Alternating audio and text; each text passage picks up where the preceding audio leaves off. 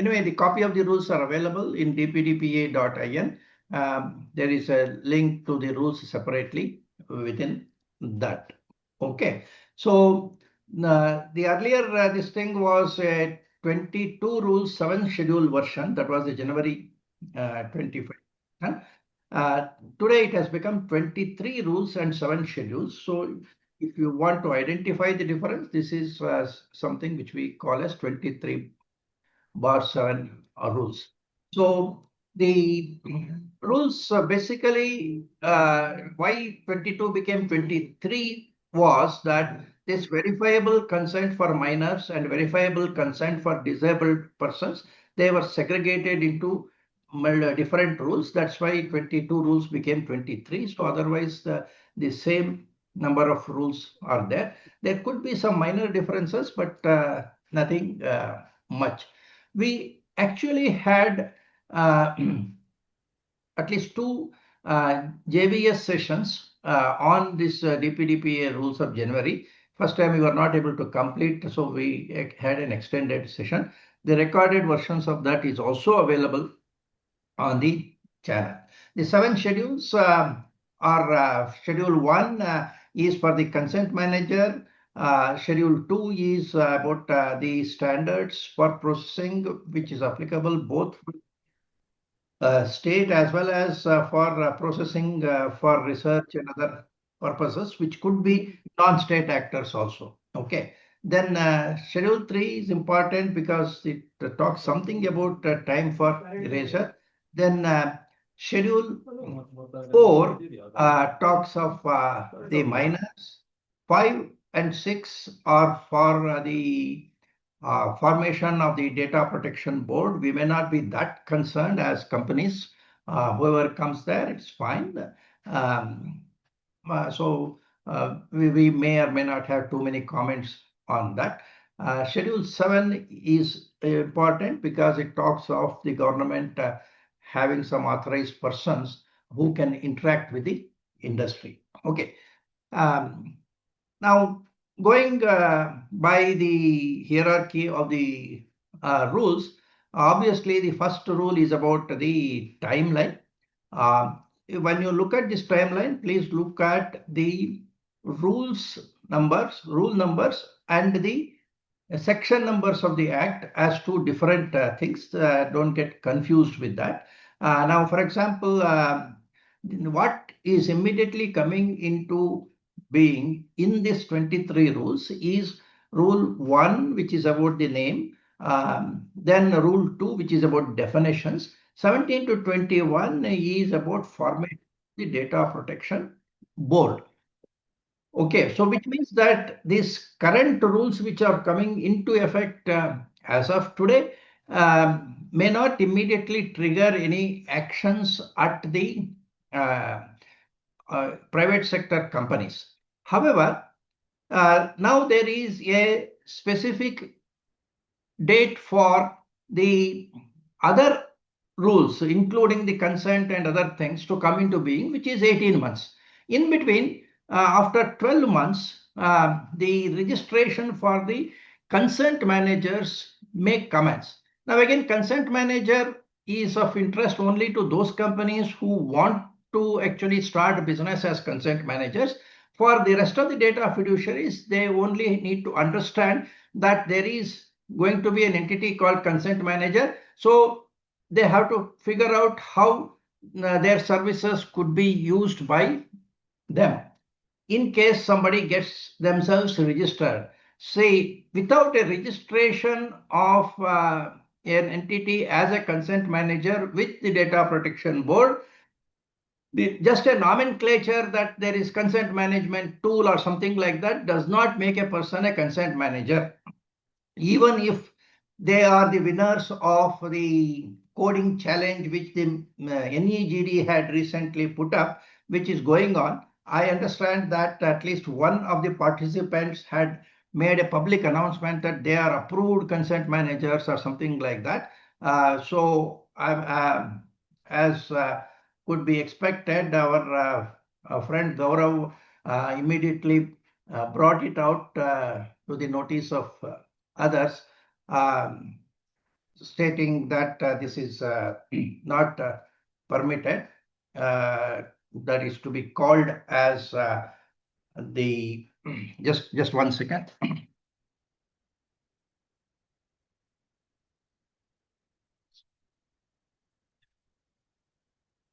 It is not proper to call anybody today as an approved consent manager. In fact, the system will only start after 1 year, which is November 13th, 2026. Okay, so that also to some extent is not relevant to all the data fiduciaries, but we should know that now the counter has started May 13th, 2027.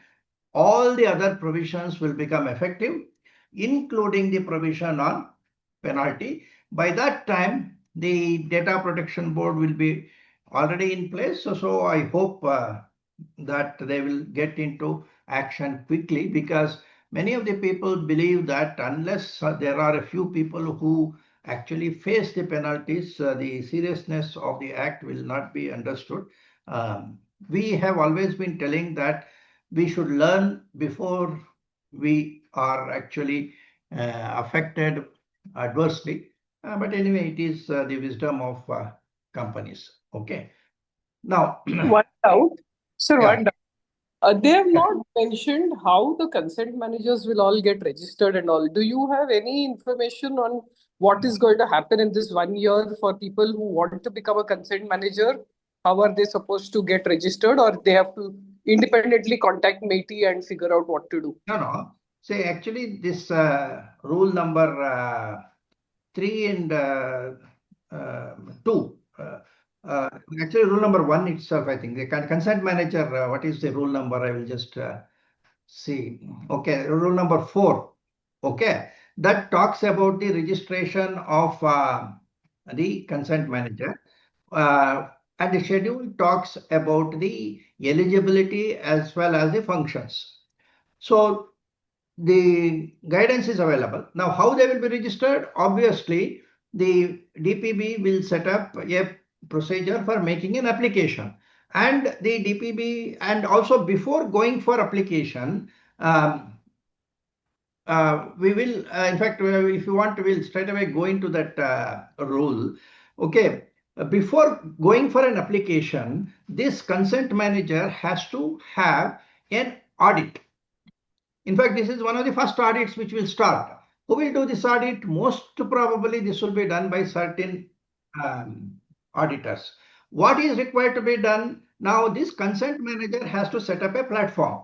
This platform has to be interoperable. What we mean by that is that any data fiduciary should be able to utilize this platform for the purpose of getting consent of a data principal who will be a customer of this consent manager as an entity. Okay. In fact, in our CDPO programs, we go into a little more depth. So we have the data fiduciary who is seeking consent. Today, he is directly going to the data principal and taking the consent based on any form or whatever is that. Now, an intermediary called the consent manager is coming up, who will be setting up a consent management collection mechanism, and then he will be having some kind of an API connectivity which could be connected to a data fiduciary's systems, so that the data fiduciary, instead of going to the data principal for consent, can collect it directly from the consent manager, for which consent manager should have earlier opened a user account for the data principal.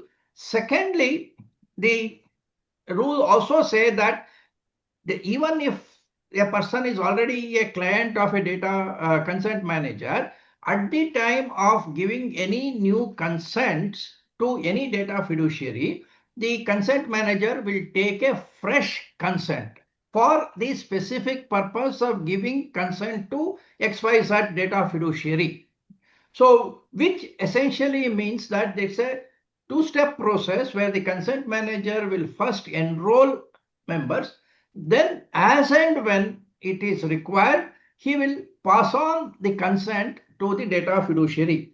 We have discussed this at length in our previous kind of discussions. I have always held that there is something wrong with the uh, rules which have been framed. Unfortunately, they have not corrected it fully.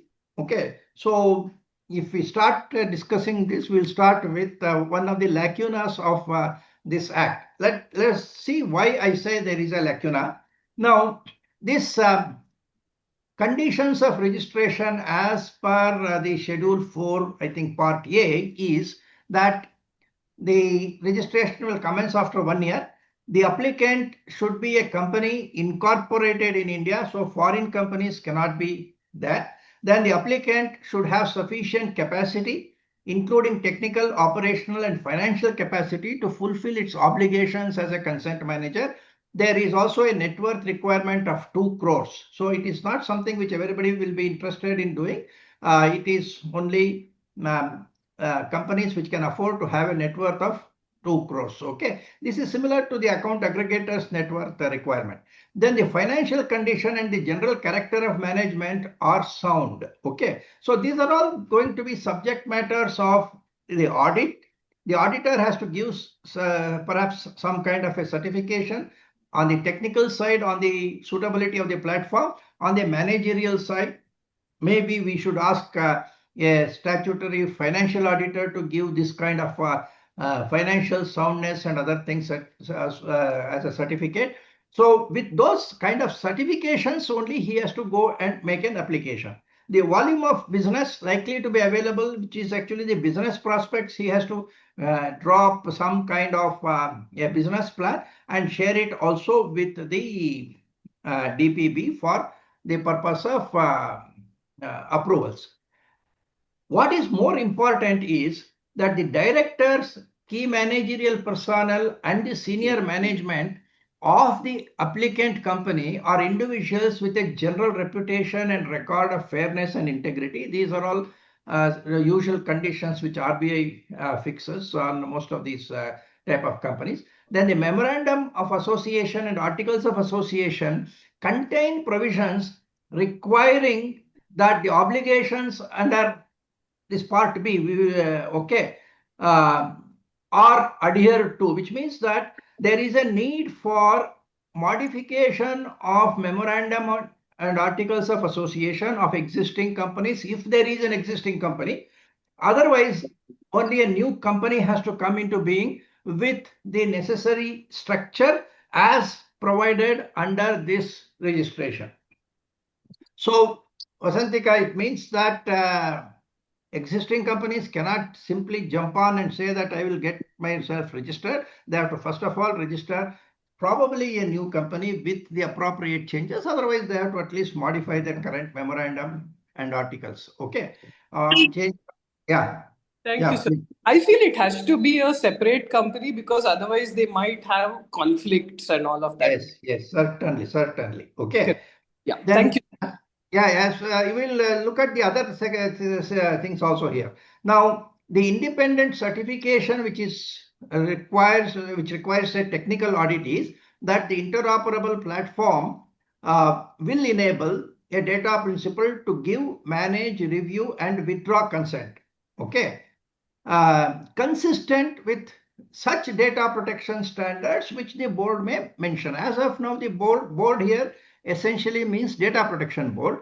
The security guidelines and standards which are available is there in rule number 6. The same thing should be applied here unless something more is prescribed by the DPB in due course. But remember, this says that the platform should be able to give consent, fine.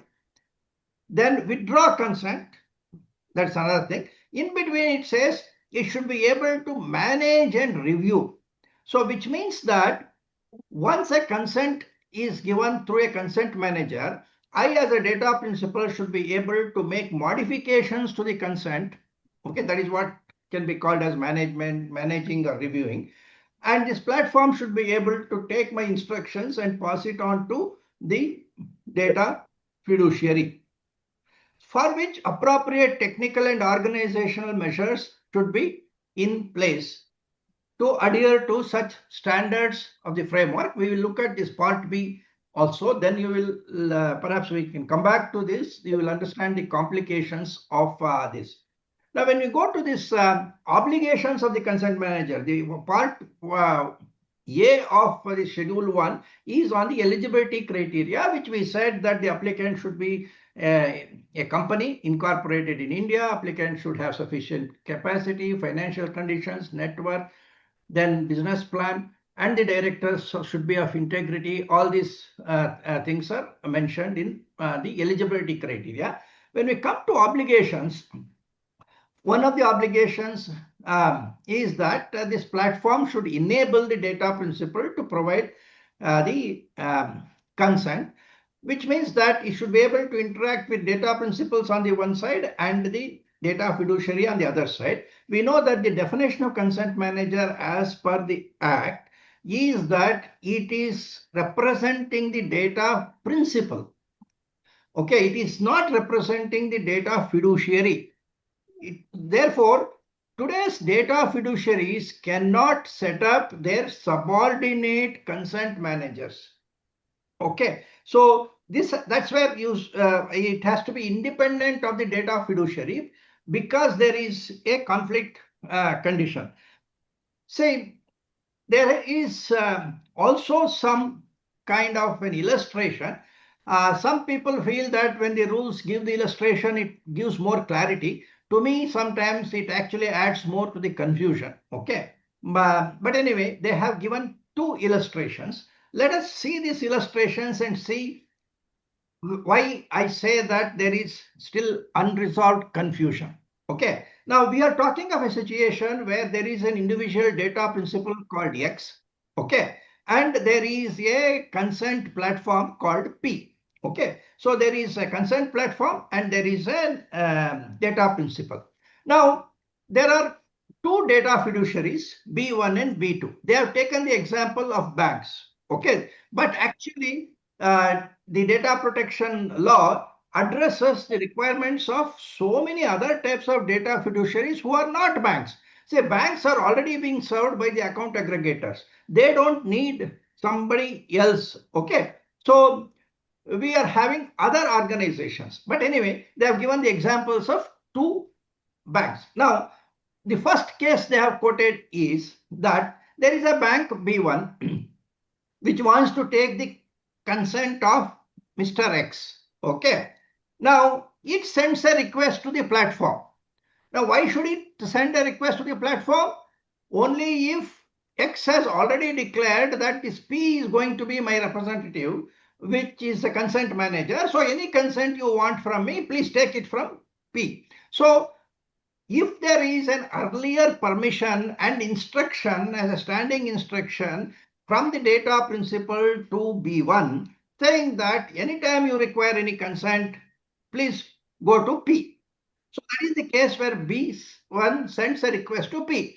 Otherwise, most of the cases which we handle are, I want to take a particular service on an app or a website, and there they ask for my consent. So I am already in the platform interacting with that customer, with the data fiduciary, and if I want to give a consent, I can straight away give a consent there itself. There is no need for me to say that I am here, but I don't want to give you the consent. Please go and ask my agent. Okay, which only adds to the overload of information, because then the data fiduciary has to send a request to the consent manager.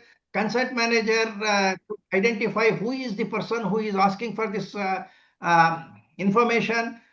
He knows it comes from a data fiduciary, but on whose behalf the data fiduciary is asking. So he should ask for some identity of the data principal who is standing there in front of the doors of the data fiduciary and then asking for the consent. Then the consent manager has to verify that identity and check whether this person is also a customer of his services, and then decide what information is required, where is it available, and at that time he has to again seek another consent with the data principal saying that I have received a request from the data fiduciary for this kind of an information. Can I provide that information?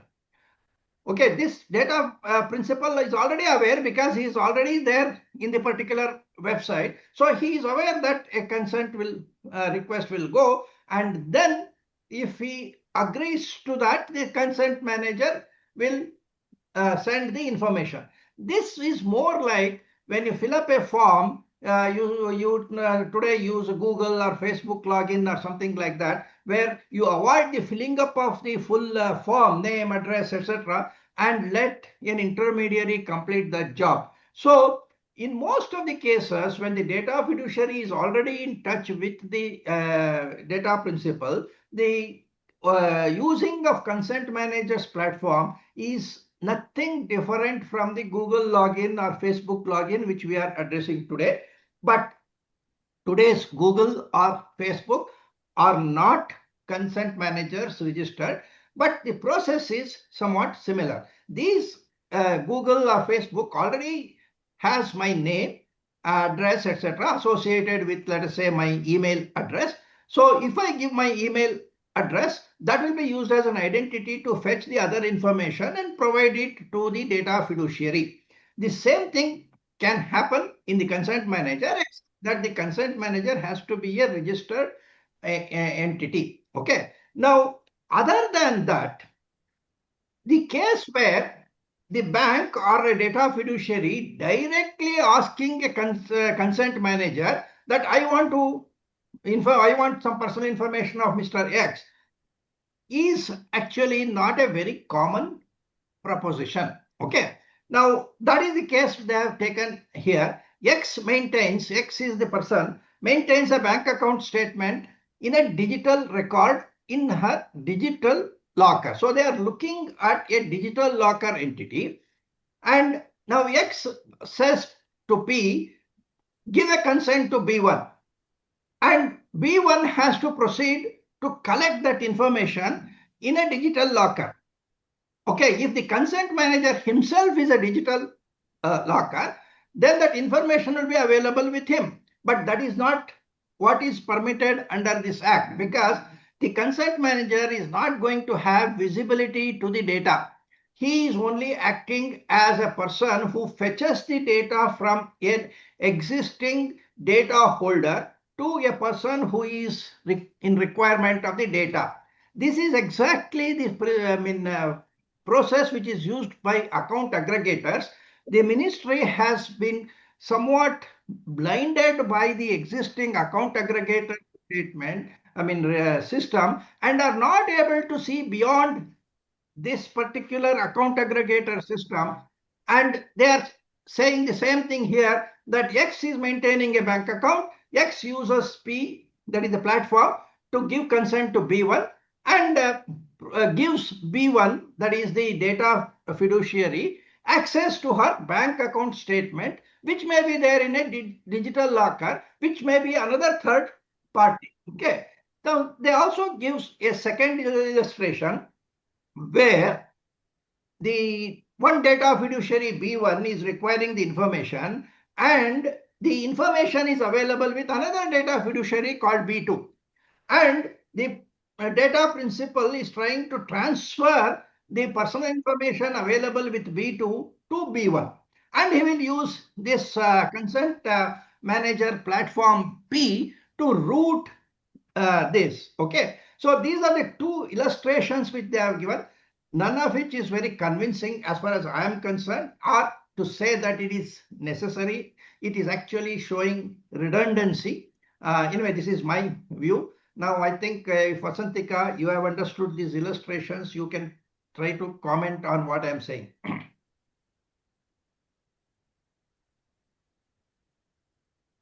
So what I have been holding in the past is that.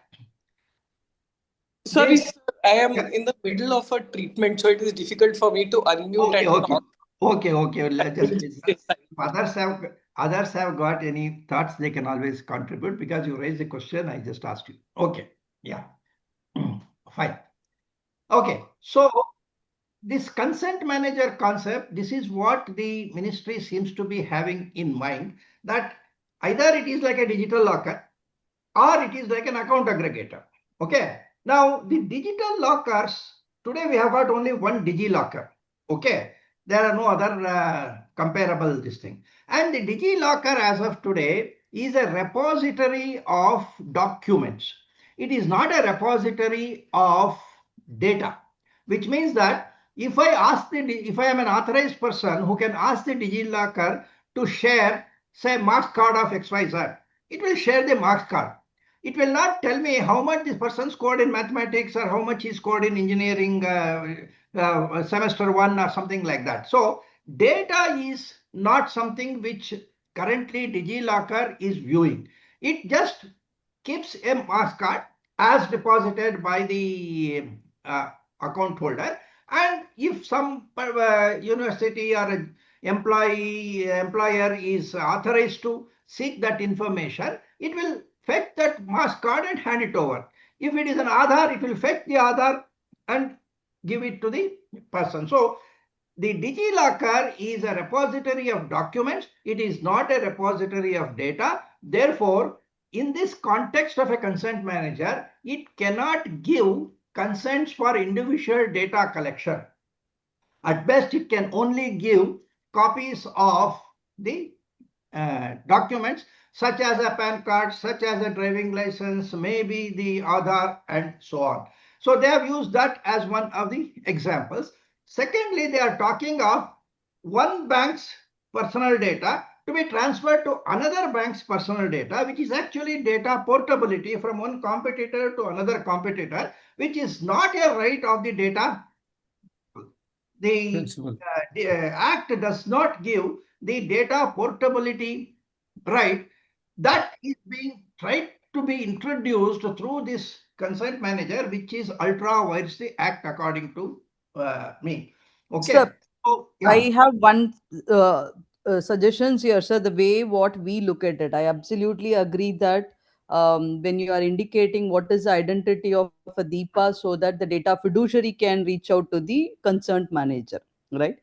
I strongly believe the system, or when we were looking at the earlier some of the few demos of a concerned manager who's bringing up the concept with the application, it's quite common when Deepa is going and registering, creating a login credential. I think the unique code will be created for me.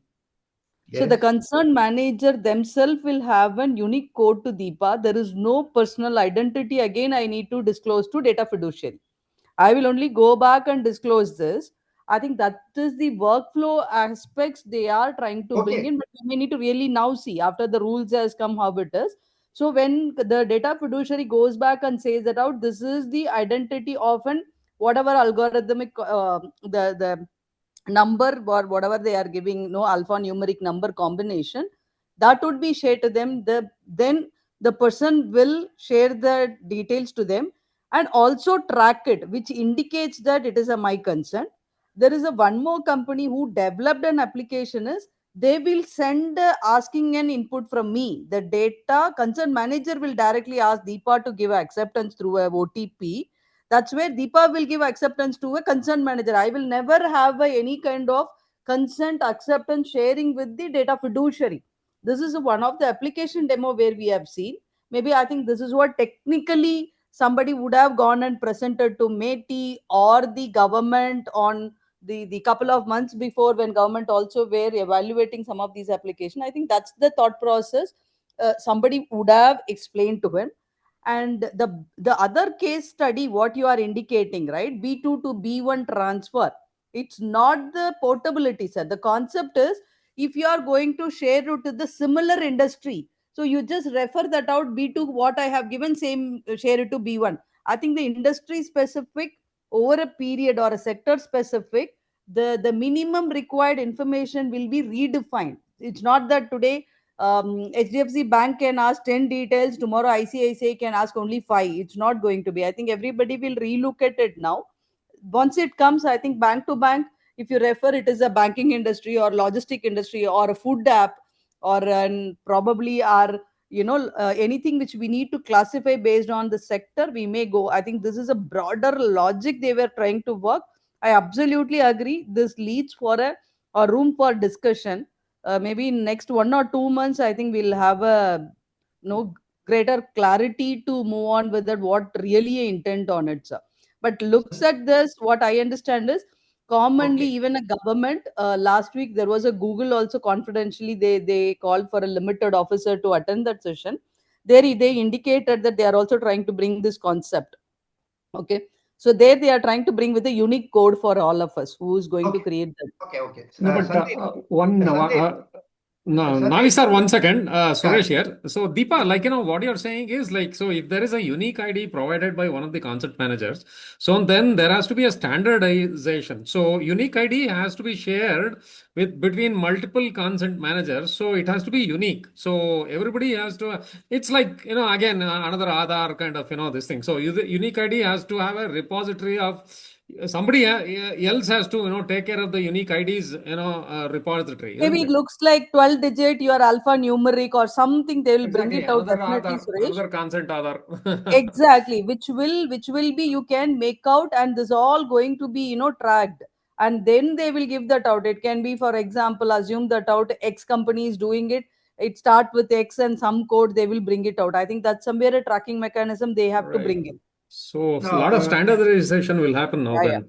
I think This. DPV board has to come back and clarify in all this more than Right. the Right. going Right. forward from the You, government. you just wait for me to complete the rest of the things. In the meantime, Mr. Sandeep, please note that she is Deepa, who is the current DPO, and also perhaps she's in Quest Corporation. She is herself an advocate, Okay. very learned. Please make her a member of that SIG Okay. for these tool manufacturers. Okay. Okay. Tool manufacturers directly go to the companies and try to sell their tools. Okay. Yes. We Yes. want to actually intervene there and try to understand what is this tool, and actually ensure that the tool buyers don't buy it without examining exactly whether the tool is helping them or not. Right. Okay. Yes. So now she already made mention of at least two people, consent managers. One of them will be our Concur only, perhaps. Another person will be ID5 or somebody like Exactly. that. Now, we would like to actually evaluate these uh, in tools. It's actually public information. They want to sell it to everybody. So we are not talking of any confidential information. It's a business they are trying to do. We would like to invite them for a demo, and then we will also react to that. Okay. Now, what Deepa has been telling is that there will be a unique ID issued by the consent manager to their customers. See, this is actually a customer ID for anybody taking an account with one consent manager. There is no need for one consent manager to share this with another consent manager. Okay, when you go to a data fiduciary has to make a mention about the collection of information. Either you should give a whole form in which you fill up your name, address, etc. manually and then say submit, or there should be one column, one particular field where he says that I am the member of a consent or a customer of a consent manager, and my ID is so and so. In the Google uh, form filling, we are mentioning the email ID. Okay, naavi9@gmail.com. That is the only indication Google wants, the customer ID, from which they can fetch whatever information is available, demographic details which are available, and provide. Now, this consent manager can have a alphanumeric or whatever is the way he wants to develop, issue an ID. It's a customer ID issued by the consent manager to their customers. Now, in the data fiduciaries data collection form, that which is actually a privacy notice, at the end of which there will be a request for a consent, I accept or whatever is that, either digitally signed or not digitally signed. You have got a form, and in that form they should provide a drop down menu stating that consents will be acceptable if it is provided from consent manager 1, consent manager 2, consent manager 3, whoever has been registered as a consent manager by the data protection board. So if I take that drop down and see my consent manager there, which I should be, that is whoever is accredited by the DPB, all those names should be found on the consent form in a data fiduciary thing. Otherwise, it will be a non-compliance as far as the data fiduciary is concerned. Since this platform has to be interoperable, it is only a common API which can fetch the data from consent manager 1 or consent manager 2 or consent manager 3. But when I go to consent manager 1, I will give my identity of that consent manager 1, which is, as I told you, naavi9@gmail.com is my consent manager ID if Google was the consent manager. Any other organization, it may also use a similar system. They can give me a specific email ID at their domain and say Naavi at say concur.com and say that if you just mention that, it is sufficient, because they should not complicate it by giving a 12-digit, 15-digit number which you cannot remember. Okay, if I am using Concur as a platform for my consent, I would simply ask Concur when I become your member, for my communication anyway, you have to give me some ID. Naavi at concur.com is sufficient for me to be identified by the Concur server. Same way, the same ID can be used here. So that is something the consent manager should think of rather than complicating it through alphanumeric complicated names. And therefore, giving that particular ID, the API should be able to fetch details. Now, what is the details they have to fetch? The details which are required for the particular purpose for which they are collecting the consent. It is not the entire thing. See, the example which they have given, if you are seeing that, it says B2 proceeds to send the bank account statement to B1, which means they are expecting HDFC Bank to send a bank statement to ICICI Bank. That is why I called it as data portability.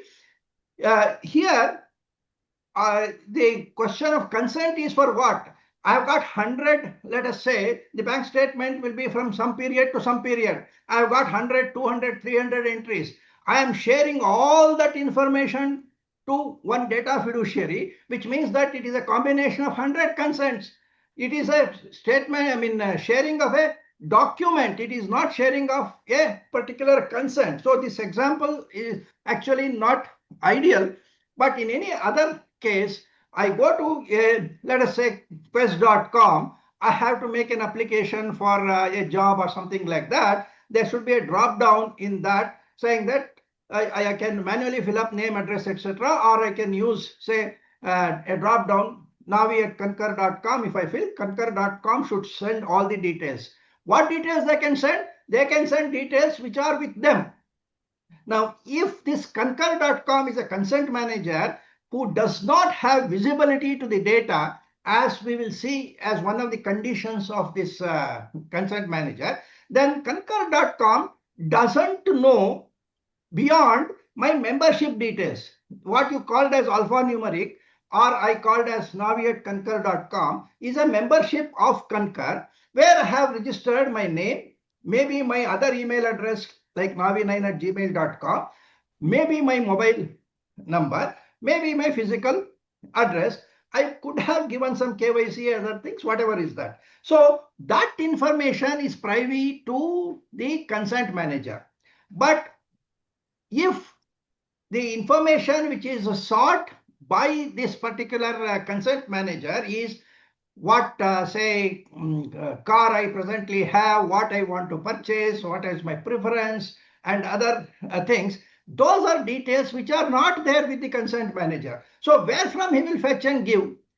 It can be fetched from another similar service provider. But if you fetch it from similar service provider, if I've already lodged my preferences for a particular dress with, say, Myntra, and I'm now going to Amazon, can I tell the consent manager, you please shift my cloth preferences, which I have already placed with Myntra, to Amazon? That becomes a competitor to competitor exchange of information, which has to be looked at as data portability according to me. Okay, so I feel the government is still not fully clear on how to use this, And now I will go to the other requirements, and then you will understand that the say this statement to statement means there is a derived profile data which they are saying can be transferred from one organization to another organization. I personally feel that is not the intention of this consent manager as envisaged in the Act. If they want to push through this rule, the rule will not be valid. Okay. Now, the second obligation is the consent manager shall ensure that the manner of making available personal data or its sharing is such that the contents thereof are not readable by it. See, in the account aggregator system, it is very clear that we are talking of financial sector. And if I am going to open a mutual fund or say stockbroker's account with say Kotak Securities, I already have a stockbroker's account with ICICI Securities. I want to transfer information from there. The account aggregator, with the permission, he can ask ICICI Securities to send information to Kotak Securities, and that information goes through an encrypted channel. It doesn't pass through the consent manager. This is what in account aggregator they have stated. There also the data with one competitor gets transferred to another competitor. But since data portability was not an issue at that time, it is running like that. Now it's a different scenario. Now, if the consent manager is not aware of what information is in his possession, how can he give consent to the purpose-specific data elements? You know that the consent form or the privacy notice have got itemized list of data elements which is required by the data fiduciary, and the purpose for which it is required, the retention time to which it wants to have, and all these details. Okay. Now that is the basic form which I am trying to fill up with the assistance of the consent manager. But the consent manager doesn't have any of that information. If at all anybody is having that information, it is with a competitor. If I am going to Zomato today and I want to give my physical address, I already have it with Swiggy. Maybe I can transfer it from Swiggy to Zomato. Again, it becomes transfer of personal data given to one data fiduciary to another data fiduciary. I feel it still comes under the definition of the data portability. Okay. Now, I think we can have, today what I am having is a discussion. Okay. So I have kept 3 hours only because it's not just to read out from beginning to end. It's a discussion. So I welcome disagreements. We will have further discussions. And that is where the SIG also will perhaps have more discussions. Ashok has got something to say. Yeah. Yeah, sir. The one is, is there a need specifically for a consent manager like this bank's example? They might probably go with their own consent management mechanism individually without trying to complicate things. Second, there is already interoperability in terms of core banking systems without actually kind of compromising customer data. So there has to be some mechanism which has to stabilize before these kind of things come into picture. So these are my thoughts. I fully agree. And also the example they have taken is of a banking system, which was a wrong example to take because it's already regulated by RBI, and one bank expecting to transfer an account statement to another bank. I don't think it is ideal. Now, if others have got a different view, including Sandeep and others, please let me know. Do you Naavi sir, one question. Transfer one bank statement to another bank? Yeah, yes. Balapur, if you want to say. Naavi sir, one question. Is it mandatory? For example, okay, assume an organization, small organization, only employees, no other, personal data collection. Okay. So is it mandatory that, they have to sign up with a consent manager? Okay. In case some employee says, okay, goes to the company, okay, I already have this consent manager as my, whatever, this thing, business, this thing. and it is a 10-member company, okay, and if the one employee comes up with this argument saying that no, no, no, I will only provide my this thing through a consent manager, what overheads, this company of 10 people has to go through to, implement all these things? Is it mandatory? No, you are not going to implement anything other than a API connection to your web form. That's all. Okay. Once the consent manager registers with the DPB and the registration is approved, it means that they have set up an interoperable platform, and they should have also developed an API which can be downloaded by any data fiduciary and incorporate that. So there is nothing more than that technically, the expertise required for accommodating receiving of consent from the consent manager. Correct, but then standardization has to be made, isn't it? See, No, consent managers that's what I'm telling. See, the consent manager may not have all your information. I may require a different kind of information. You are talking of an employee, so I will ask for 10 different questions to the employee, and another company will ask 20 different questions to their prospective employees. So the consent manager will not have that information. Okay. Only a competitor may have the information, because a competitor where have applied for a job, they also may have a form. So it is possible that they may have the relevant information. So except transfer of information from one competitor to another competitor, the consent manager himself does not have the data and is not supposed to have the visibility. Say earlier, if you have seen, I have been talking about this since 2018. I was expecting that the consent manager will be a repository of personal data. Correct. And he will collect all the information, hold it securely, and perhaps tokenize different data elements. And then when a data fiduciary wants a list of things, I have the data from which I give the data, so that the data transfer goes from the consent manager to the data fiduciary under the consent and updated information which the data principal should have already placed with the consent manager. This was my original thinking of the consent manager as envisaged under the Act. And my view remains even today that this is what the Act envisages, and what they have done in the rules is ultra vires the Act, because now they are going by the account aggregator system and said it should not be visible. What if the data which I am transferring as a consent manager is not visible to me? What is that I am doing? I am only saying that on such and such a day, such and such a time, a data fiduciary requested for information of Vijay Shankar.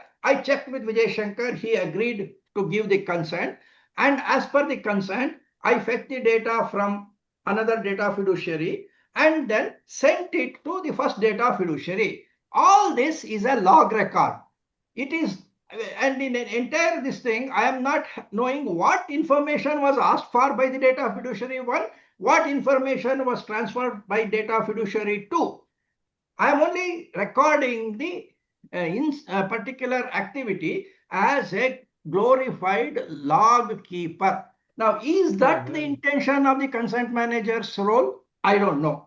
And we will No, also but this is wrong. So the way I think, then it's wrong. Then why are they calling it as a consent manager? Because if they're only sending some, few, records without the information being known by Yes. either the, data principal or the But there data is more to fiduciary. it. There is more to it. They say this consent manager should retain this consent records for 7 years, which means these log records have to be maintained by them for 7 years without the underlying data. Whereas the original service itself, the data fiduciary 1, may not be continuing the service for 7 years. That service may be closed within 6 months or within 3 months. Even after that, the consent manager will have to keep the log record for 7 years. Okay, that is another aspect of this particular thought process which the government has given. Okay, see, that is what in 4C shall maintain such record for at least 7 years and for such longer period as the data principal consent manager may agree upon.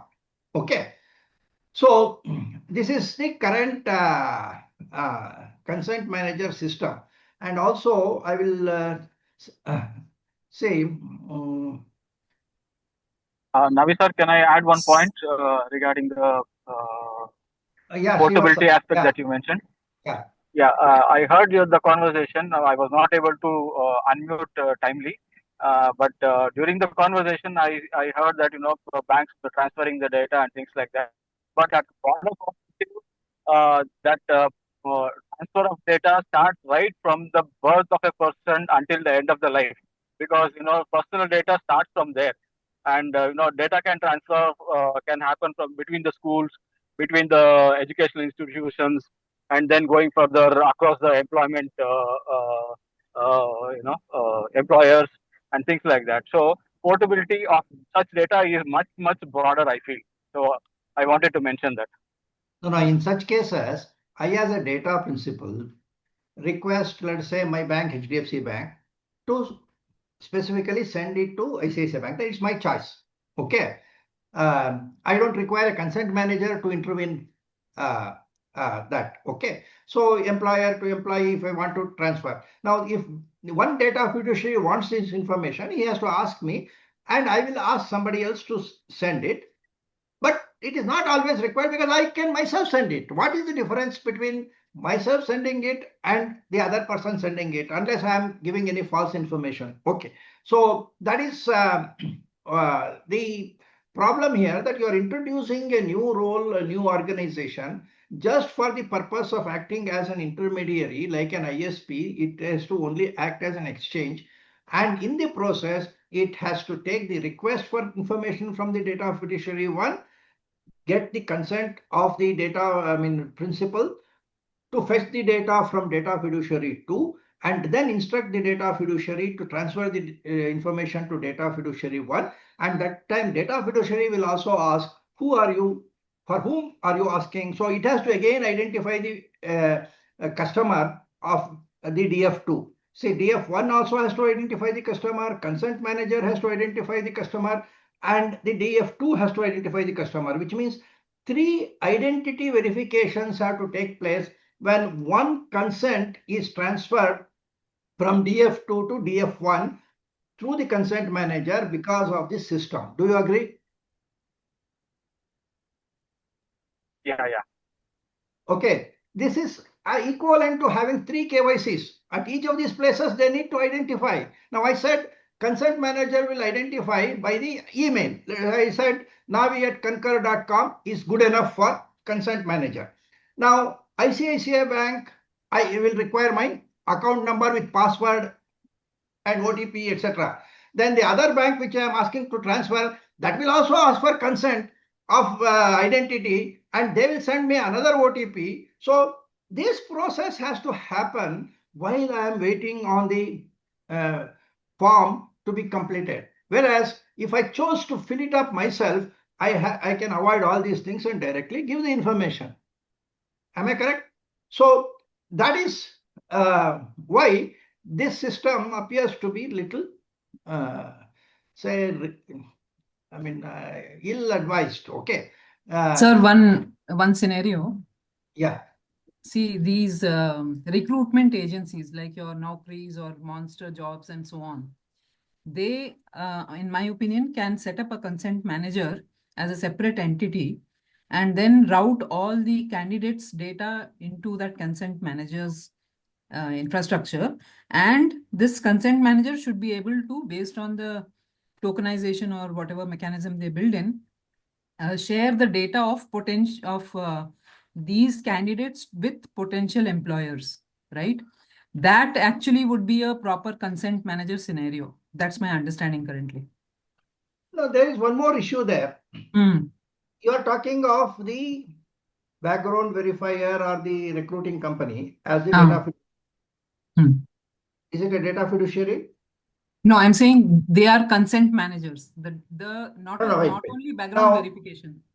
This consent manager which is being set up should not have a conflict with this recruiting company, nor the background verifying company. It's neither the Naavi.com nor the company which is recruiting them. Correct. Which means that it has to be a completely independent of the users of the data. Yes. the Naukris, monsters, and other things, and Yeah. the users. Then Correct. it is possible. Okay. Then that consent manager will be a specialized consent manager for Yes. people's data for employment purpose. He can declare that. Correct. Okay. Correct. And in that case, he needs to have visibility to the data. Yes. Yes. Okay. Now, that's where I have been telling that if you take out this not having visibility as a criteria, then you can create these specialized consent managers. Like for minors, I can create a separate consent manager for minors. Yeah. Where all this verifiable consent, etc., is the responsibility which this consent manager can take. Or I can actually set up a consent manager for a tribal village where language is an issue. Understanding of privacy is an issue. But I am a specialized person locally. I will explain what is privacy and I will explain what is this particular data fiduciary is, how they are using your information and get their consent. And I will become a specialized consent manager for a particular community. These are all possible if you say that the consent manager is not restricted from having visibility. If I'm not able to view the data, I have to be only a ISP kind of a entity, taking the request for consent, fetching it from wherever it is available, and that goes in a different encrypted channel like what is happening in the aggregator system. Correct. And taking this one step further will be that all of these educational institutions who are actually running graduate programs, based on the history of data of these educational institutions, they can give the kind of opportunity to these students who are graduating to log in their information with these consent manager for further employment purposes. Possible. See, in the case of DigiLocker, what is happening, you can put your education certificate there. So if an employer wants to take your education certificate, he can actually take from the DigiLocker. Right. Okay, but that is a document. I am saying it is a repository of document, not repository of data. I cannot make a query. I want to know how much marks you have taken in mathematics. DigiLocker doesn't have visibility to that. DigiLocker knows that there is a document titled mark sheet such and such year or something like that. So if the educational institution makes a query that I want the marks list of so and so, and I have got the consent, and DigiLocker has a system of pre-authenticating the companies which can seek information. So registered educational institutions, employers may be able to fetch it, and they will get only the document based on the consent, because even at that time, a consent request will go to the DigiLocker owner through an OTP. Okay, and when he confirms the OTP only, DigiLocker will release that document. But they will release the entire document, not the data. Okay, so the current DigiLocker system does not fit into the consent manager system as envisaged here. And the benefits which you said that for employment I can create something will also not be feasible, because they are saying you cannot have visibility to the data. Now, if I don't have the visibility to the data, the next question which I am asking is, you are putting some controls like the promoters, directors, key managerial personnel, etc., should not have conflict. And if that person is having shares in excess of 2% of the consent management company, that is a conflict. Then if they have got more than 2% shareholding of Reliance or some other company, then that company also becomes a conflict company. That is, you cannot provide consent to Reliance if I am somebody who is holding more than 2% of Reliance. Okay, Reliance may be too big for anybody to have 2%, but let us say any other smaller company, which means that they are talking of conflicts. This conflict is not only for promoters, not only for directors, even for key managerial personnel or senior management of consent manager. So you can imagine that almost all the senior employees of the consent manager will have to be devoid of conflict. Okay. Now, if you are having such a strict condition, then all this is for somebody who doesn't have visibility of data and maintaining only the log record. What is the need? Because anyway, they don't know my data. They only know that I gave a consent to DF1. I gave a consent to Zomato. Whether I bought dosa or whether I bought something else, they don't know. So what is the use of insisting on all these complicated conflict-related restrictions if you are not allowing the consent manager the freedom? Is the question which I'm asking. My viewpoint is the Act does not restrict such things. Act only says that it should enable the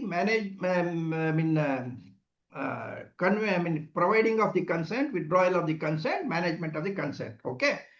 Now, when you say management and review, the consent manager should be able to see whether the data fiduciary is faithful to the consent he had sought, the purpose for which he had sought the consent. Now, if he is using for a different purpose, I should be able to spot that and tell my customer, please withdraw your consent, or I will myself withdraw your consent because this data fiduciary is misusing your data.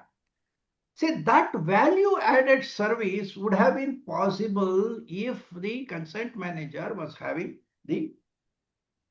So just one more question here, sir. This consent manager should be having the contract with its data fiduciaries and should have an audit clause to audit the data fiduciary in terms of what is the purpose of that is what it is is the using the intention. personal data. That is the intention of the Act, according to me. Okay. But since it doesn't know today what is the information, all this becomes meaningless. Okay. So this is because Vasantika raised this question, I spent this much of time. Otherwise, I would say that this is only something which after 1 year we will discuss. But it is relevant for people like Sandeep and the SIG to discuss this further.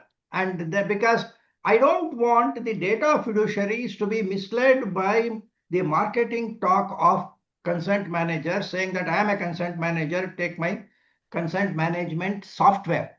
See, persons who are developing consent management software for the use of the data fiduciary as an in-house software, they are not consent managers. They can still sell their software, and if the organization wants to use that software for managing the life cycle of personal data, that is fine. That is the business they should be in. But they should not project themselves as accredited consent managers. They should stop using the terminology, I am a consent manager.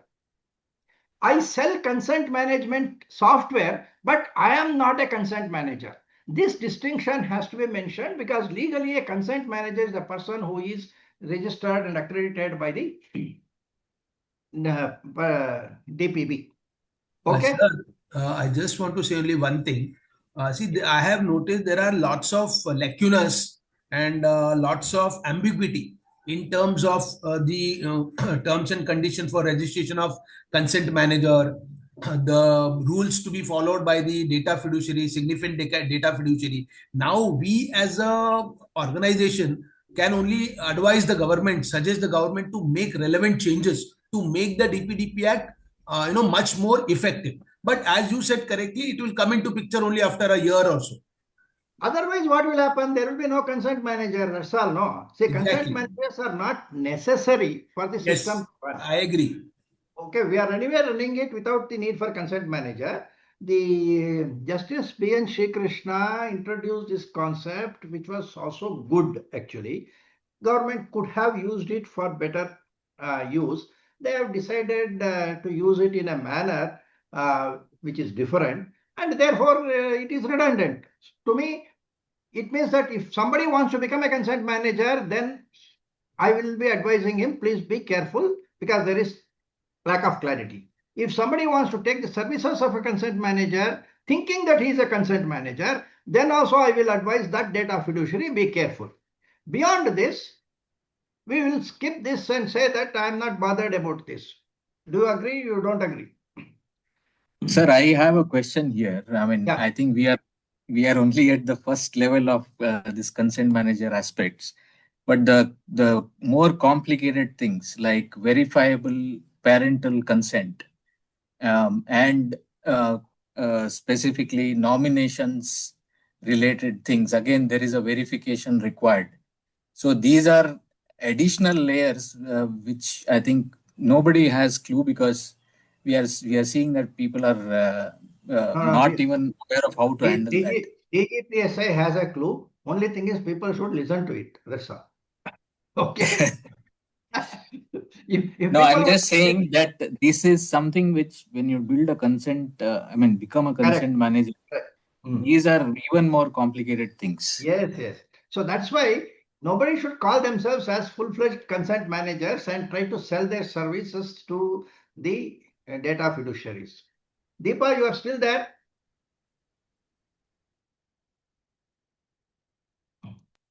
Yes, sir. Very much, sir. Okay. Do you agree or you Me. will disagree? We will discuss it separately. Yes, Okay, sir. don't- This requires a different discussion because this is something the beyond the control of a data fiduciary. Altogether, the government and separate enterprises are trying to come up with the new model on this. It has to be evolved, and lot of kind of concepts has to come out. The concept has been introduced, but how this will be operationalized Yes. in terms of ensuring your data privacy as well as your security concept to be completely built in, and common workflow may come arises. Probably, I think it's a standard workflow the government or a DPBB may notify in a very short term, sir.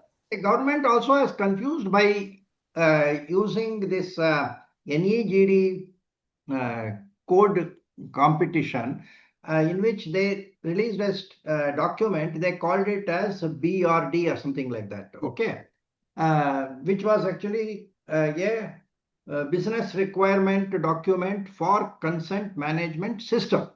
Okay, and that itself, many people are saying or understanding as if that is the consent management system recommended by the government. Okay, that is also wrong. My only intention of pointing out this here in this depth is data fiduciaries should not go and sign up contracts with the consent management software providers thinking that they are consent managers. You buy it as a software, it is fine. Yeah, Subraidu. Yes, sir. My Sorry, I was. before Subrayad, sir, what I am thinking while during our entire discussion, maybe we need to also prepare some white paper. If the board DPB comes up, I think we need to submit similar to an That's even what a I am asking the SIG to develop. The absolutely, SIG sir. on data DPDPA rules will have to take such views, develop one advisories for the data fiduciaries, and then request for clarification, RFC, okay, for DPB, okay. They may still say that what we have done is correct and other things, but we have to follow it up on the other side, okay. So that is the objective. You're all senior people, please participate in this particular SIG, and then let us put it up for public this thing. If you see in the response which we from FDPPA had given for these draft rules, which is still available in the FDPPA website, if you go to the library aspect, we have already pointed out this, but ministry is not reading any of the public comments. They are all doing what they think is correct without understanding. So maybe we have to tell them again and again and again. Okay, so that is what this SIG has to do. Okay, fine. Okay, Noted, so sir. We'll do that. Yeah, I think. Sorry, Subrayad, sir. Please go ahead. okay, so Yeah, we'll come back to the set of rules. There is a rule number 2 which is on definitions. Nothing great, but there is only one measure called techno-legal measure, and verifiable consent also. Without defining, they have included it in the definition, because they say verifiable consent means a consent as specified in Rule 10 and 11, which is the minor and other things. There was no need for this separately. Okay. Techno-legal measures is referred to under rules 20 and 22. One is regarding the digital office, that is the DPB is expected to work as a digital office. That is rule number 20. And in that, they have to use techno-legal measures. What they mean by techno-legal measures in that context could mean that the emails have to be authenticated, the data exchange should be through secured HTTPS means, maybe the data exchange should be certified under section 63 of the Bharatiya Sakshi Adhiniyam. These are the things which are the techno-legal measures relevant to rule number 20. Rule number 22 is regarding making an appeal to the TDSAT. And somehow this rule is suggesting to TDSAT that they should adopt techno-legal measures. See, TDSAT is an entity which is formed under the TRAI Act. They are not likely to listen to the rules particularly. Okay, at least if you say it is Act, then it is a DPDPA versus TRAI Act. You can say one overrides the other or something like that. By the rules under DPDPA, you cannot ask TDSAT that you should adopt techno-legal measures for handling appeals. Anyway, that they have said, and whatever worth it is there in the rules. Okay, we leave that. Now we come to the other important aspect of these rules, which is regarding the notice. Okay. Rule 3 is regarding the notice, which says that it is required to be presented independently of any other information and to contain itemized description, etc. Okay. One of the things which I have been suggesting in our DPO training programs is that in this privacy notice, you should add the identity information provided by the data principal shall be required to be produced at the time of exercising any rights. Later on, when a person exercises the rights, I am expected to check whether the identity is tallying. For that purpose, at the time of collecting the consent itself, I should have an identity assigned to the data principal, which could be the email address, which could be the mobile number, whatever is that. The same one should be used when he is exercising the rights. If I give a consent under naavi9@gmail.com and exercise my rights at naavi2011@gmail.com, you are entitled to either reject or say that please clarify that naavi2011@gmail.com is the same person as naavi9@gmail.com who has given the consent. So an identity verification exercise has to be done at the time of exercising the rights. So this has to be better informed to the data principal at the time of taking the consent. Similarly, there has to be a version number of this particular privacy notice, because the privacy notice once accepted becomes a consent. Consent should have a unique number, and then it is the onus of the data fiduciary to provide that. Then this privacy notice should also speak of the purpose. When you say purpose, it has to give a good description of the purpose, which talks about the retention period and all other requirements, including how accuracy is maintained, how frequently you have to update, all those things. Then there is a need for what I call as a declaration of minority or disability. That is, every data principal should say, I am not a minor. Without such a declaration, I will not know whether I should seek a parental consent. So I want at least a person to make a declaration that I am not a minor, therefore I don't have to give any parental consent. If I say I am a minor, then of course the need for parental consent will come. Then I have to say I am a minor, my parent is so and so, he is contactable at such and such a email address. Okay.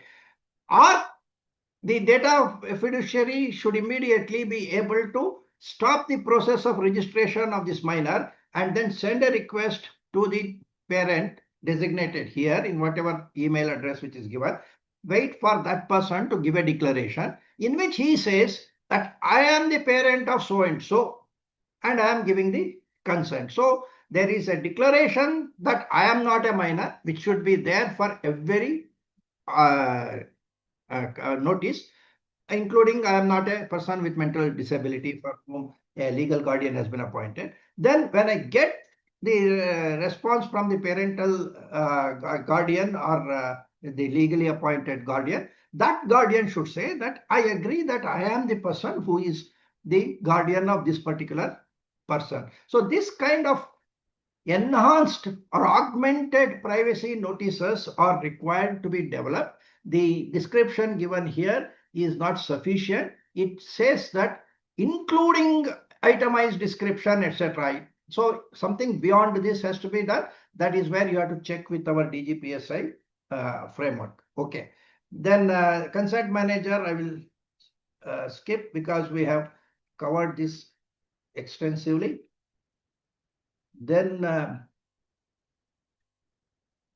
okay, standards for processing. Before this, any questions?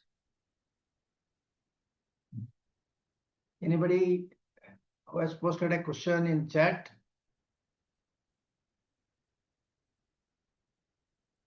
Subraidu, we have answered. I think Ashok, we have answered. Okay. Okay.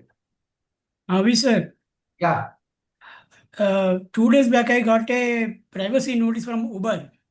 Yeah. It is running into 16 pages and in total violation of DPDPA. So prepare a complaint to be filed on 13th May 2027. Can they make changes, sir? They can make a change. But say, the first requirement of a notice is that it should be simple, it should be understandable. And if you give a 60-page consent, nobody can read and understand. And this 60-page consent, if you see, is it for a single purpose or multiple purposes? Oh, Say, for the mobility usage, 16 pages, 16 pages. 16, okay, even 16 page is too much. It should be actually one notice per one purpose. If that is the principle, I need only 1 page.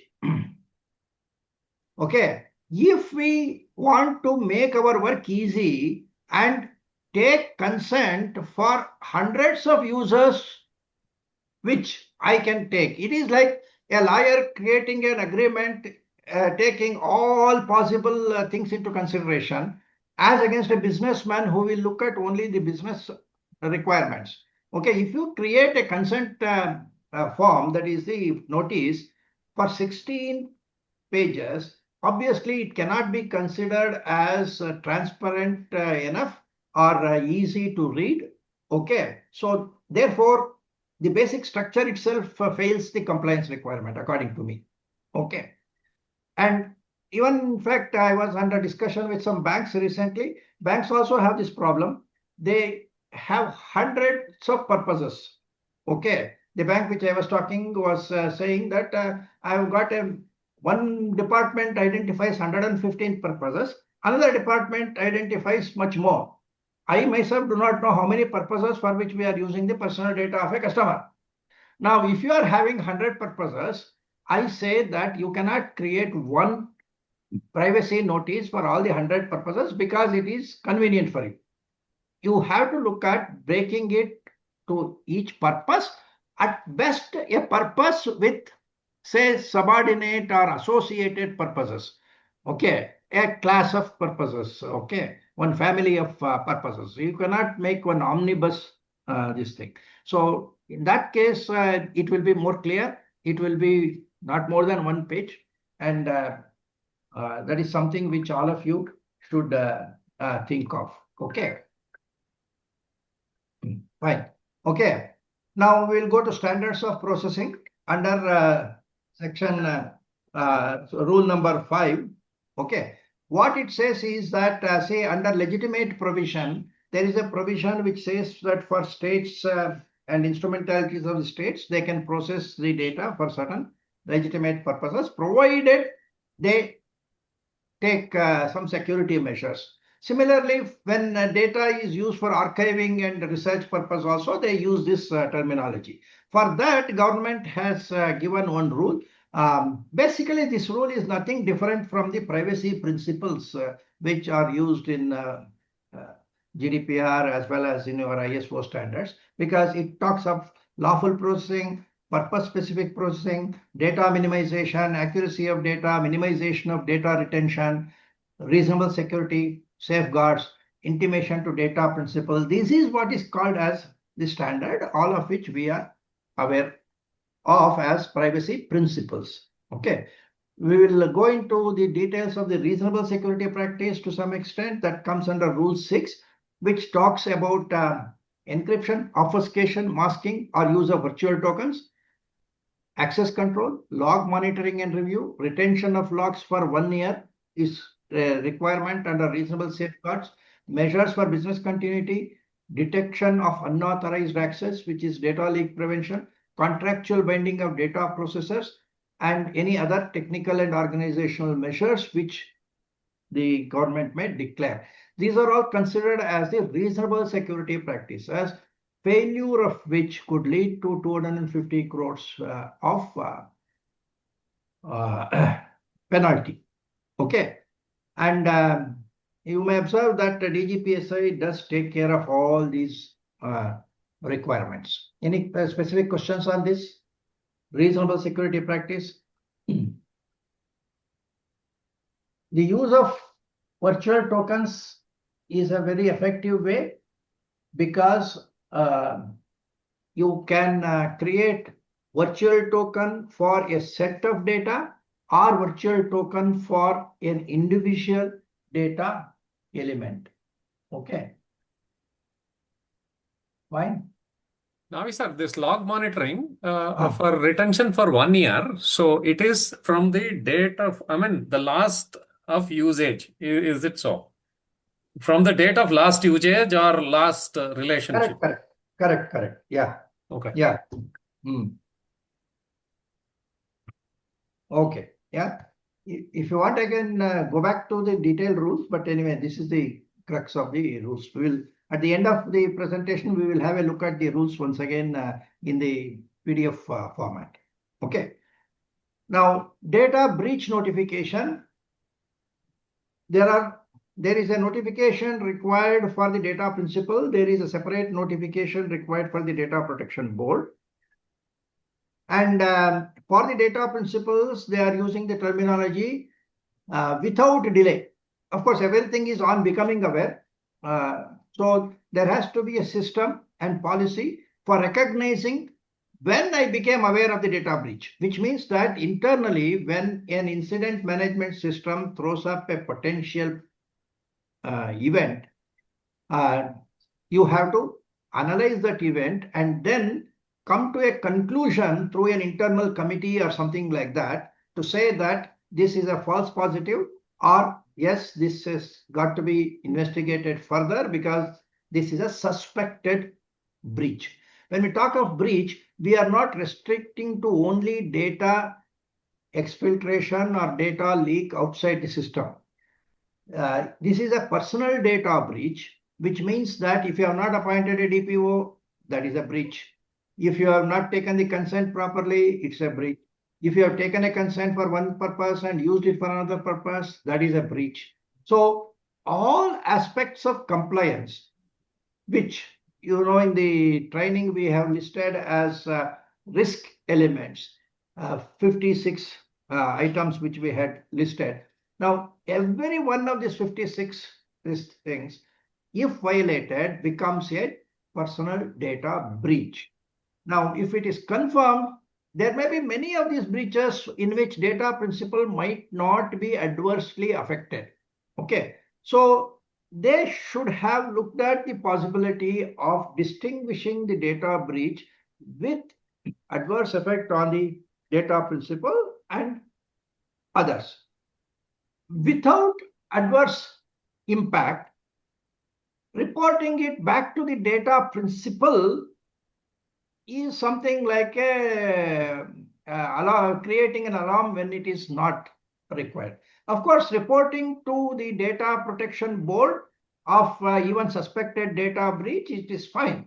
Okay, but before you send a report to the data principals and create panic, because he cannot again see that even if you make a statement that this data breach does not affect you, he will still presume that it will affect him. So it is, from the business point of view, difficult to communicate a data breach which is technically and legally a data breach to be reported, but does not in any way affect the interests of the data principal. Okay, so that is something which they could have clarified. They have not done that. Now, but they have used the term without delay, which means that they don't say immediately. There are differences I can see. Probably you can take a little time for communicating to the data principal. But as far as the board is concerned, the word without delay should mean immediately, because in the certain and other things we have said 6 hours or something like that. So the without delay may be assigned one meaning for data principals, another meaning for the data protection board. According to me, you may agree or disagree. Okay, in the case of the report to the data protection board, after the initial report, then within 72 hours, a more detailed report has to be provided. So there are 2 reports to be sent to the data protection board.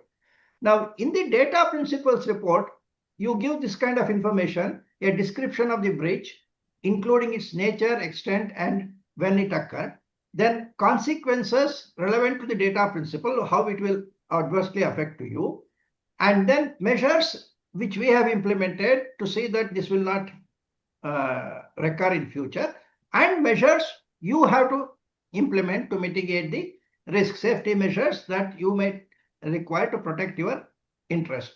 Then the business contact information to whom you can correspond for further. These are the things to be contained in the data breach notification to the data principal to be sent without delay. Okay. Naavi sir, one question. In the previous slide, when you're showing that, when it comes to intimate to the board, right? There are 2. One is without delay, the other is 72 hours, within 72 hours, right? Yeah. Can one interpret that the without delay part in the first bullet point, because that notification has got to come before, the without delay cannot exceed 72 hours? No, without delay should be almost instantaneous is what I feel. Because this is like, say, regulator wants to know what is wrong in the system, and it may affect the rest of the industry also. Okay. But interpretation, if there are 2 notifications that are expected, correct. One says without delay, the other says 72, and the expectation also the 72 hours is the one that happens later.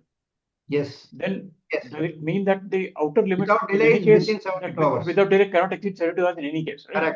Correct. Agreed. There is also one more angle to this. One minute. And there is also another without delay coming for data fiduciaries, right?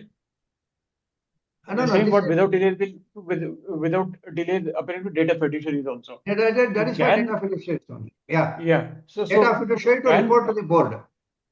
And the first one is also data fiduciary reporting to the individuals. So I can delay informing to data fiduciaries within to almost maybe 120 hours or 200 hours also. But, no. That is to data principals. Data principal can be even 200 hours, but this has got to be less than 72 hours. What I feel the government should have done is, after the 72 hours report to the data protection board, there could have been an acknowledgement from them saying that this requires a report to the data principal, or this does not require report to the data principal. If they had given that, it would have been better. Do you agree? It's confusing. It is confusing. Agreeable, Naavi sir. But why will they take other burden on themselves? To review these. There are breaches which does not include the adverse effect on the data principal, because we are talking of personal data breach. Now, suppose you have not appointed a DPO, but no breach has happened in your organization. Okay. Now, that is not something which is affecting him. Or in the consent, there is I say that you have used a particular information collected for X purpose, you have used it for Y purpose. Okay. Or you have received a consent which is not properly authenticated. See, these are all things which does not affect the data principal directly. Okay. Yeah. So I think Sir, there is one more angle to this. Suresh sir, sorry, Yes, Ashok, sir. 1 minute. There is another angle here.